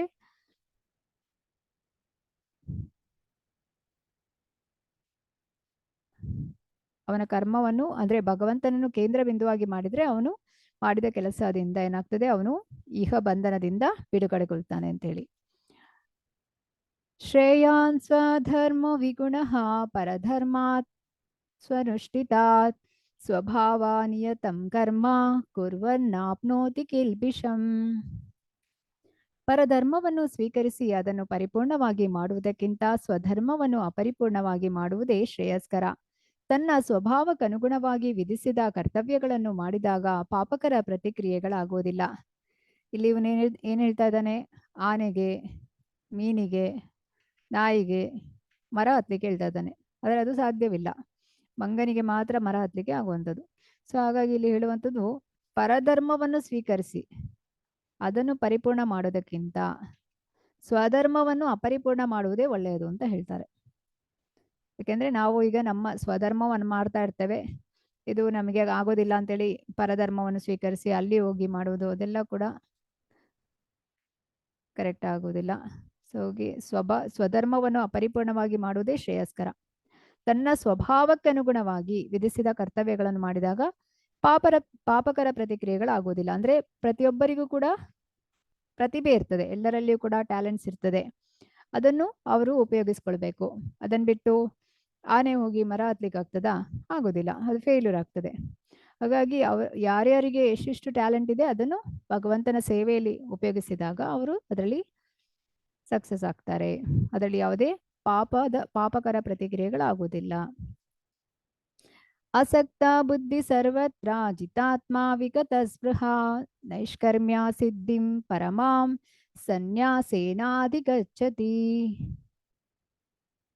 ಅಗ್ನಿಯು ಹೊಗೆಯಿಂದ ಆವೃತವಾದಂತೆ ಪ್ರತಿಯೊಂದು ಪ್ರಯತ್ನವು ಯಾವುದಾದರೂ ದೋಷದಿಂದ ಆವೃತವಾಗಿರ್ತದೆ. ಕುಂತಿಯ ಮಗನಾದ ಅರ್ಜುನನೇ, ಮನುಷ್ಯನ ಸ್ವಧರ್ಮದಿಂದ ಬರುವ ಕರ್ಮವು ದೋಷದಿಂದ ಕೂಡಿದ್ದರೂ ಅದನ್ನು ಬಿಡಬಾರದು. ಹೇಗೆ ಈಗ ಒಂದು ಹೊಗೆ, ಕಟ್ಟಿಗೆಯನ್ನು ಉರಿಸಿದಾಗ ಹೊಗೆ ಬರ್ತದೆ. ಹೊಗೆ ಬರ್ತಾ ಇದೆ ಅಂತ ಹೇಳಿದ್ರೆ ಕಟ್ಟಿಗೆ ಉರಿತದೆ ಅಂತ ಹೇಳಿ ಲೆಕ್ಕ. ಹಾಗೇಳಿ ಆ ಹೊಗೆಯನ್ನು ನಾವು ದೋಷ ಅಂತ ತಿಳಿದ್ರೆ ಏನಾಗ್ತದೆ? ಅದು ದೋಷ ಅಲ್ಲ. ಹಾಗೆ ಮನುಷ್ಯನ ಸ್ವಧರ್ಮದಿಂದ ಬರುವ ಕರ್ಮವು ದೋಷದಿಂದ ಕೂಡಿದ್ದರೂ ಅದನ್ನು ಬಿಡಬಾರದು.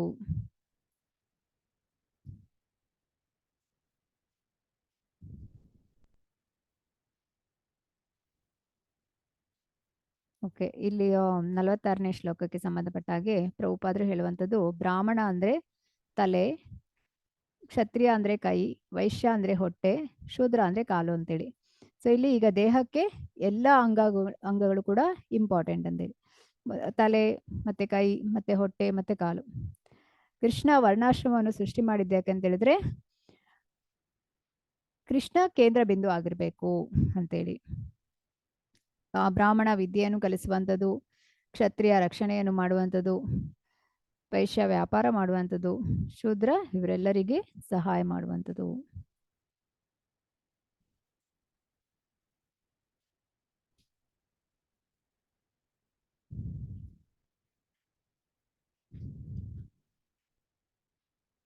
ಬ್ರಹ್ಮಭೂತ ಪ್ರಸನ್ನಾತ್ಮ ನ ಶೋಚತಿ ನ ಕಾಂಕ್ಷತಿ ಸಮಾ ಸರ್ವೇಷು ಭೂತೇಷು ಮದ್ಭಕ್ತಿಂ ಲಭತೆ ಪರಾಂ. ಹೀಗೆ ಆಧ್ಯಾತ್ಮಿಕ ನೆಲೆಯಲ್ಲಿರುವವನು ಕೂಡಲೇ ಪರಮ ಬ್ರಹ್ಮನ್ನ ಸಾಕ್ಷಾತ್ಕಾರವನ್ನು ಪಡೆಯುತ್ತಾನೆ ಮತ್ತು ಸಂಪೂರ್ಣವಾಗಿ ಪ್ರಸನ್ನನಾಗುತ್ತಾನೆ. ಅವನು ಯಾವಾಗಲೂ ಶೋಕಿಸುವುದಿಲ್ಲ ಅಥವಾ ಏನನ್ನೂ ಬಯಸುವುದಿಲ್ಲ.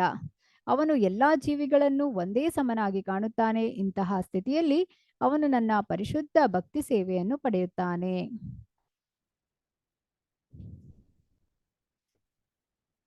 ಸೊ ಇಲ್ಲಿ ಬ್ರಹ್ಮಭೂತ ಅಂತ ಹೇಳಿದ್ರೆ ನಾನು ಈ ದೇಹವಲ್ಲ, ನಾನು ಆತ್ಮ ಅಂತ ತಿಳಿಯುವಂಥದ್ದು.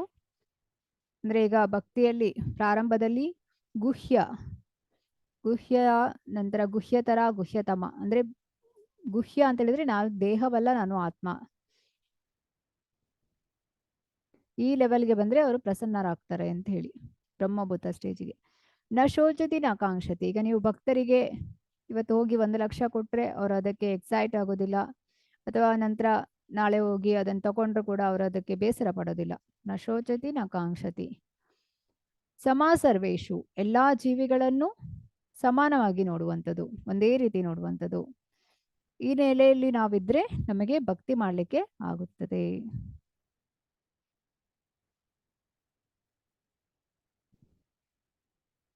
ಭಕ್ತ್ಯಾ ಮಾಂ ವಿಭಿಜಾನಾತಿ ಯಾವಾನ್ಯಷ್ಟಾಸ್ಮಿ ತತ್ವತಃ ತತೋ ಮಾಂ ತತ್ವತೋ ಜ್ಞಾತ್ವಾ ವಿಶತೆ ತದನಂತರಂ.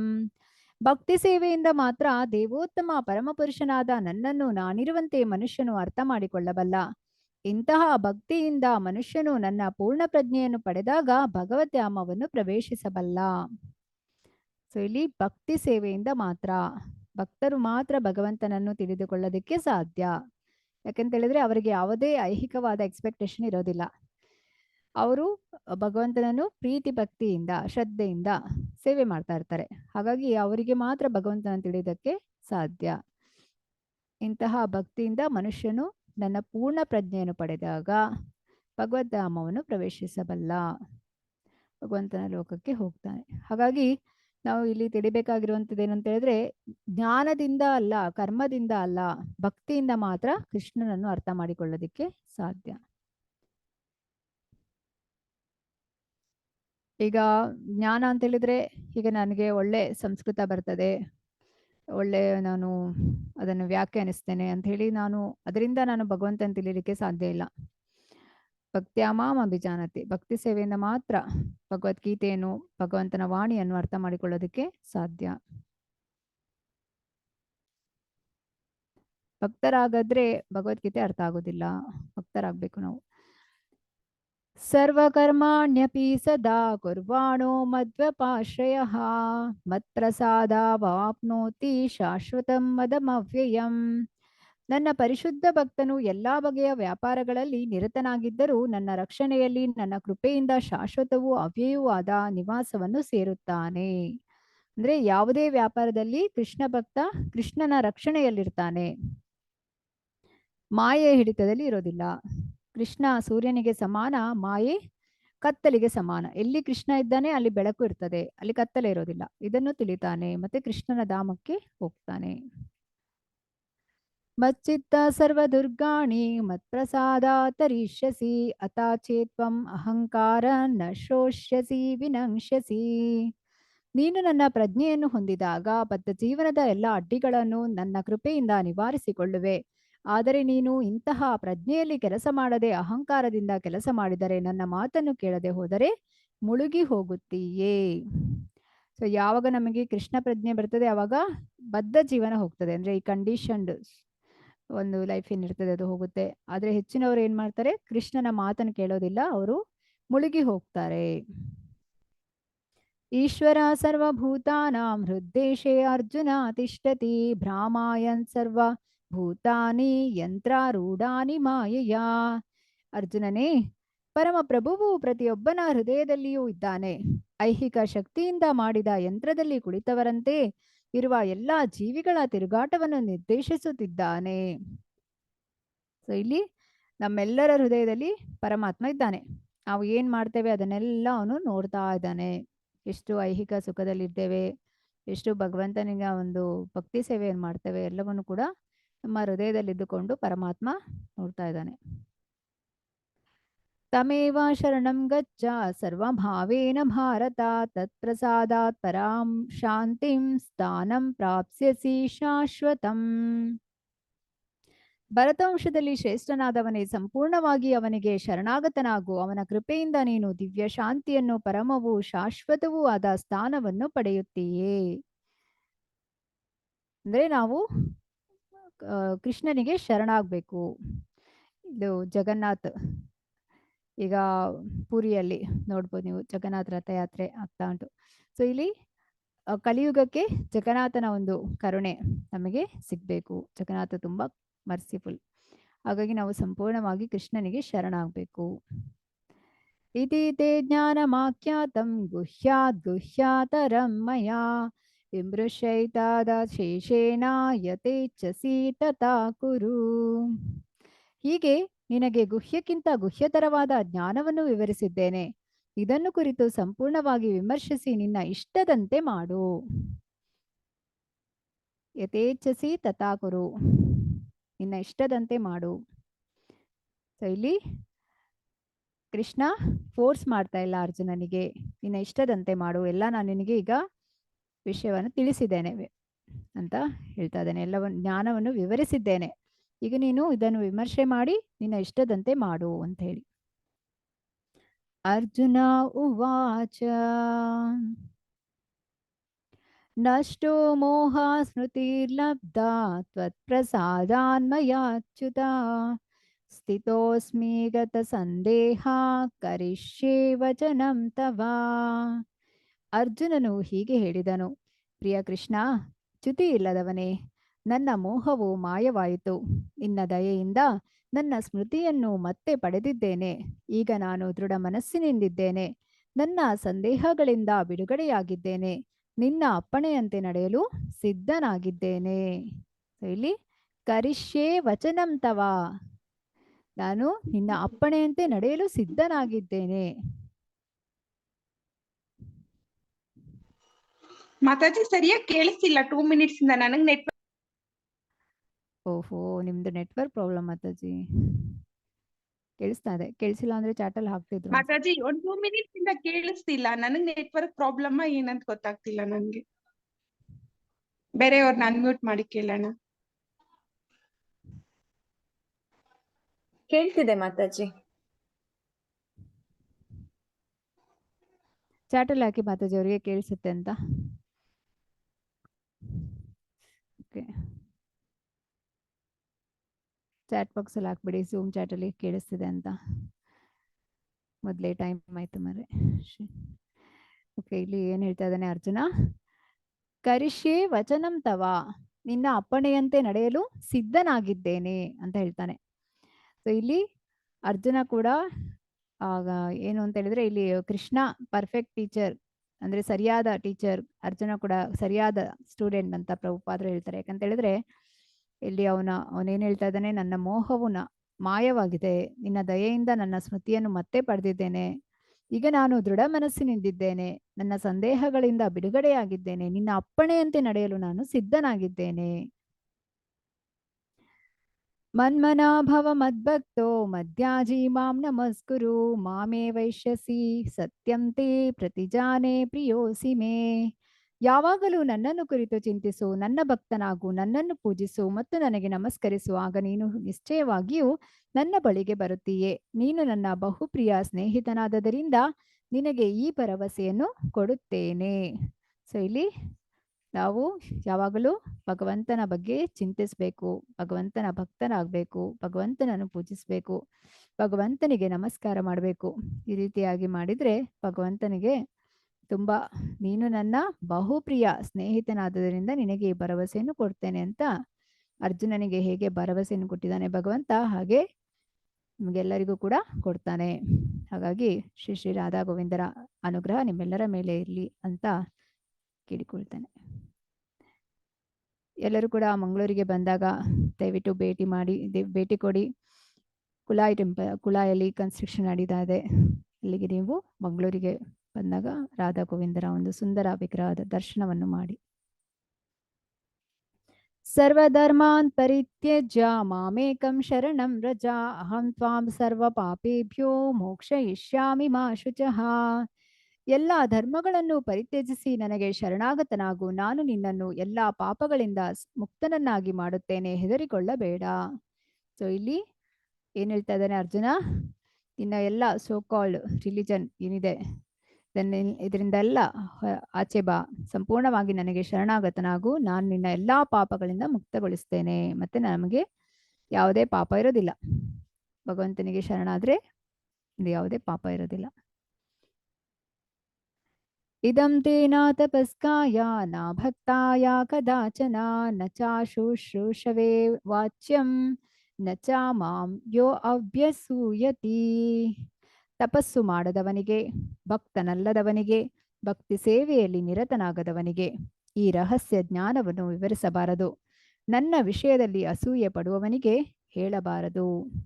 ಸೊ ಇಲ್ಲಿ ಯಾರು ತಪಸ್ಸು ಮಾಡೋದಿಲ್ಲ, ಭಕ್ತಿ ಸೇವೆಯನ್ನು ಮಾಡೋದಿಲ್ಲ, ಭಕ್ತರಾಗಿರೋದಿಲ್ಲ, ಮತ್ತೆ ಅವರಿಗೆ ಯಾರು ಭಗವಂತನ ಬಗ್ಗೆ ಅಸೂಯೆ ಇರುತ್ತೆ ಅವರಿಗೆ ಈ ಒಂದು ಜ್ಞಾನವನ್ನು ವಿವರಿಸಬಾರ್ದು, ಹೇಳಬಾರ್ದು. ಯಾ ಇದಂ ಪರಮಂ ಗುಹ್ಯಂ ಮದ್ಭಕ್ತೇಷ್ಟಾಭಿದಾಸ್ಯತಿ ಭಕ್ತಿಂ ಮಯಿ ಪರಾಂ ಕೃತ್ಯ ಮಾಮೇ ವೈಶ್ಯತ್ಯ ಸಂಶಯಃ. ಈ ಪರಮ ರಹಸ್ಯವನ್ನು ಭಕ್ತರಿಗೆ ಹೇಳುವವನಿಗೆ ಪರಿಶುದ್ಧ ಭಕ್ತಿ ಸೇವೆಯನ್ನು ಮಾಡುವ ಅವಕಾಶವು ನಿಶ್ಚಯವಾಗಿಯೂ ದೊರೆಯುವುದು. ಅದರ ಅಂತ್ಯದಲ್ಲಿ ಅವನು ನನ್ನ ಬಳಿಗೆ ಹಿಂದಿರುಗಿ ಬರುತ್ತಾನೆ. ಯಾರು ಈ ಒಂದು ಈಗ next week 18 days classes start ಆಗುತ್ತೆ, ಭಗವದ್ಗೀತೆ 18 days ಕ್ಲಾಸಸ್ ಇದೆ.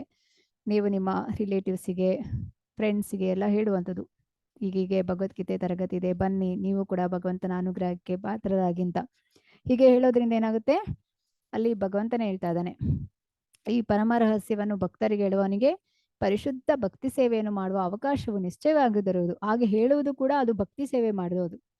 ಅದರ ಅಂತ್ಯದಲ್ಲಿ ಅವನು ನನ್ನ ಬಳಿಗೆ ಹಿಂದಿರುಗಿ ಬರುತ್ತಾನೆ, ಭಗವಂತನ ಅನುಗ್ರಹ ಇರುತ್ತೆ.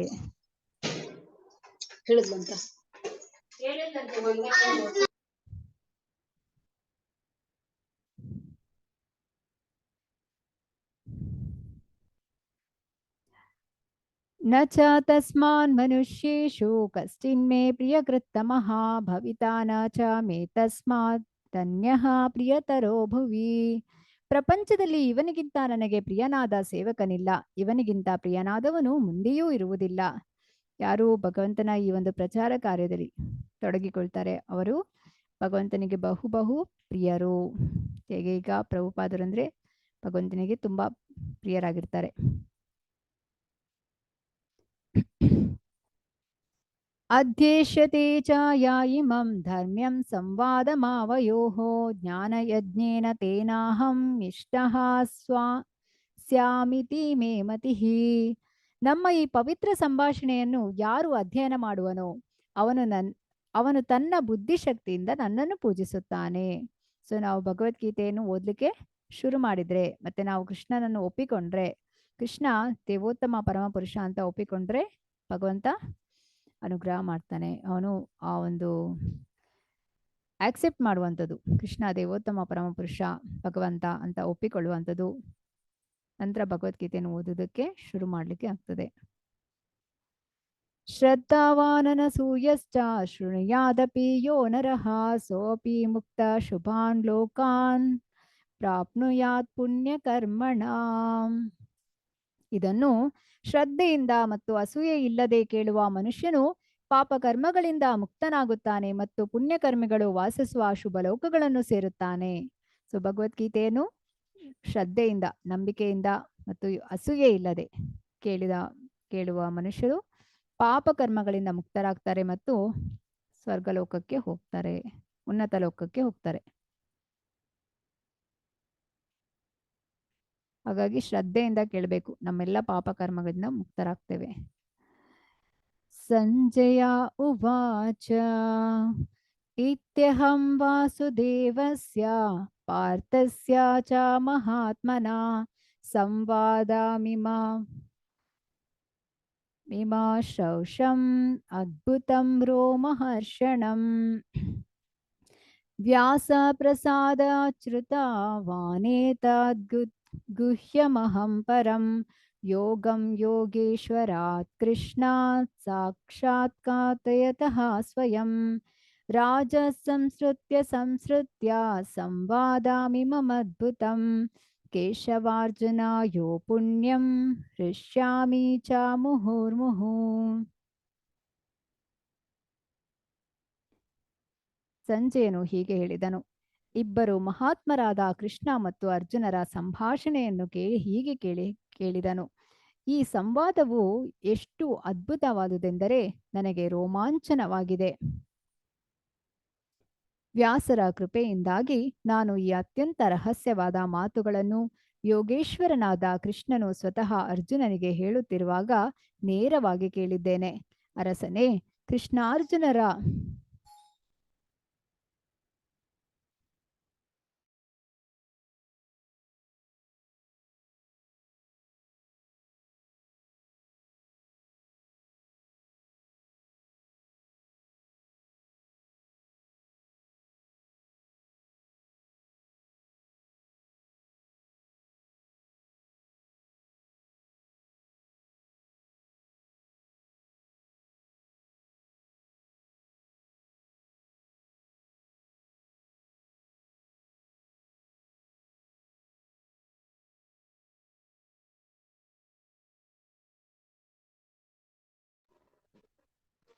ಹರೇ ಕೃಷ್ಣ ಮಾತಾಜಿ, ಕೇಳಿಸ್ತಿದ್ಯಾ ಮಾತಾಜಿ?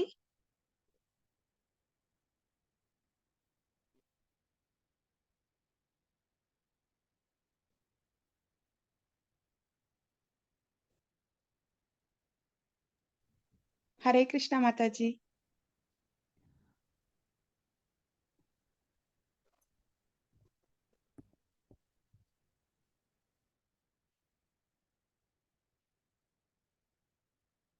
ಇಲ್ಲ ಮಾತಾಜಿ, ಅವ್ರು ಎಕ್ಸಿಟ್ ಆಗಿಲ್ಲ, ಇದಾರೆ. ಹರೇ ಕೃಷ್ಣ ಮಾತಾಜಿ. ಹರೇ ಕೃಷ್ಣ ಮಾತಾಜಿ. ನಂದು ನೆಟ್ವರ್ಕ್ ಪ್ರಾಬ್ಲಮ್, ನೀವಿಲ್ವಾ? ಕನ್ಫ್ಯೂಷನ್ ಆಯ್ತು ಒಂದ್ ನಿಮಿಷ. ಓಕೆ ಸರಿ ಮಾತಾಜಿ. ವ್ಯಾಸರ ಕೃಪೆಯಿಂದಾಗಿ ನಾನು ಈ ಅತ್ಯಂತ ರಹಸ್ಯವಾದ ಮಾತುಗಳನ್ನು ಯೋಗೇಶ್ವರನಾದ ಕೃಷ್ಣನು ಸ್ವತಃ ಅರ್ಜುನನಿಗೆ ಹೇಳುತ್ತಿರುವಾಗ ನೇರವಾಗಿ ಕೇಳಿದ್ದೇನೆ. ಅರಸನೇ, ಕೃಷ್ಣಾರ್ಜುನರ ನಡುವಣ ಅದ್ಭುತವೂ ಪವಿತ್ರವೂ ಆದ ಸಂಭಾಷಣೆಯನ್ನು ಮತ್ತೆ ಮತ್ತೆ ಸ್ಮರಿಸಿಕೊಂಡು ಆನಂದ ಪಡುತ್ತಿದ್ದೇನೆ. ಪ್ರತಿ ಕ್ಷಣವೂ ನನಗೆ ರೋಮಾಂಚನವಾಗುತ್ತಿದೆ. ಇಲ್ಲಿ ಸಂಜಯ ಹೇಳ್ತಾ ಇದ್ದಾನೆ, ಯಾರತ್ರ? ಧೃತರಾಷ್ಟ್ರನ ಹತ್ತಿರ. ಅಂದ್ರೆ ಕೃಷ್ಣಾರ್ಜುನರ ಈ ಒಂದು ಸಂಭಾಷಣೆಯನ್ನು ಕೇಳಿನ ಏನಾಗ್ತಾ ಇದೆ ಅವನಿಗೆ ಆ ಒಂದು ರೋಮಾಂಚನ ಆಗ್ತಾ ಇದೆ, ಅದೆಷ್ಟು ಅದ್ಭುತವಾಗಿದೆ ಅಂತ ಹೇಳಿ ಸಂಜಯ್ ಹೇಳುವಂಥದ್ದು. ಹಾಗೆ ಅವರ ಗುರುಗಳಿಗೆ ಒಂದು ವಂದನೆಯನ್ನು ಕೂಡ ಸಲ್ಲಿಸ್ತಾ ಇದ್ದಾನೆ. ವ್ಯಾಸರ ಕೃಪೆಯಿಂದಾಗಿ ನಾನು ಈ ಅತ್ಯಂತ ರಹಸ್ಯವಾದ ಮಾತುಗಳನ್ನು ಕೇಳ್ತಾ ಇದ್ದೇನೆ, ಕೇಳೋದಕ್ಕೆ ನನಗೆ ಆಗ್ತಾ ಇದೆ, ಅವಕಾಶ ಸಿಕ್ಕಿದೆ. ಅಂದ್ರೆ ವೇದವ್ಯಾಸರ ಪರಮ ಶಿಷ್ಯನಾಗಿರ್ತಾನೆ ಸಂಜಯ. ಹಾಗಾಗಿ ಅವರಿಗೆ ಸಂಜಯನಿಗೆ ದಿವ್ಯ ದೃಷ್ಟಿಯನ್ನು ನೀಡಿರ್ತಾರೆ ವೇದವ್ಯಾಸರು. ಧೃತರಾಷ್ಟ್ರನ ಆಸ್ಥಾನದಲ್ಲಿ ಇದ್ದುಕೊಂಡೇ ಕುರುಕ್ಷೇತ್ರದಲ್ಲಿ ಏನಾಗ್ತಾ ಇದೆ ಅಂತ ಹೇಳಿ ಅವನು ವಿವರಿಸ್ತಾ ಇದ್ದಾನೆ ಅಲ್ಲಿ ಧೃತರಾಷ್ಟ್ರನಿಗೆ, ಅರಸನಿಗೆ. ನಂತರ ಇಲ್ಲಿ ಹೇಳುವಂಥದ್ದು, ಕೃಷ್ಣಾರ್ಜುನರ ನಡುವಣ ಅದ್ಭುತವೂ ಪವಿತ್ರವೂ ಆದ ಸಂಭಾಷಣೆಯನ್ನು ಮತ್ತೆ ಮತ್ತೆ ಸ್ಮರಿಸಿಕೊಂಡು ಆನಂದ ಪಡುತ್ತಿದ್ದೇನೆ. ಪ್ರತಿ ಕ್ಷಣವೂ ನನಗೆ ರೋಮಾಂಚನವಾಗುತ್ತಿದೆ.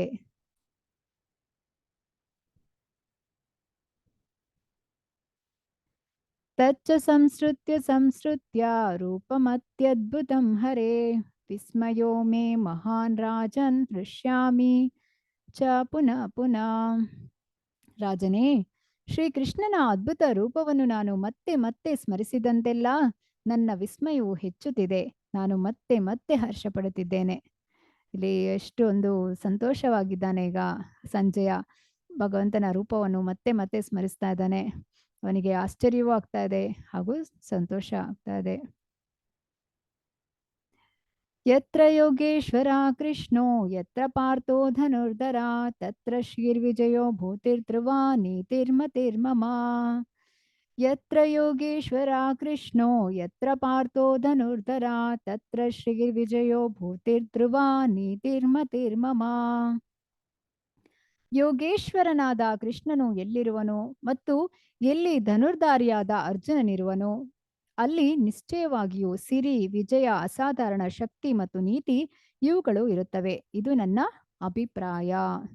ಸೊ ಎಲ್ಲಿ ಕೃಷ್ಣ ಇದ್ದಾನೆ, ಎಲ್ಲಿ ಅರ್ಜುನ ಇದ್ದಾರೆ, ಅಲ್ಲಿ ಜಯ ಖಂಡಿತ. ಇದು ಯಾರು ಕನ್ಕ್ಲೂಷನ್ಗೆ ಬರ್ತಿರೋದು? ಸಂಜಯ ಕನ್ಕ್ಲೂಷನ್ಗೆ ಬಂದಿದ್ದಾನೆ.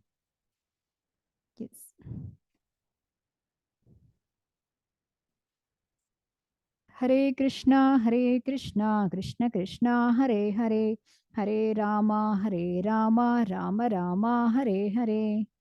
ಹರೇ ಕೃಷ್ಣ. ಇವತ್ತಿನ ಅಧ್ಯಾಯಕ್ಕೆ ಸಂಬಂಧಪಟ್ಟ ಹಾಗೆ ಪ್ರಶ್ನೆಗಳಿದ್ರೆ ಹ್ಯಾಂಡ್ ರೈಸ್ ಮಾಡಿ ಕೇಳ್ಬೋದು.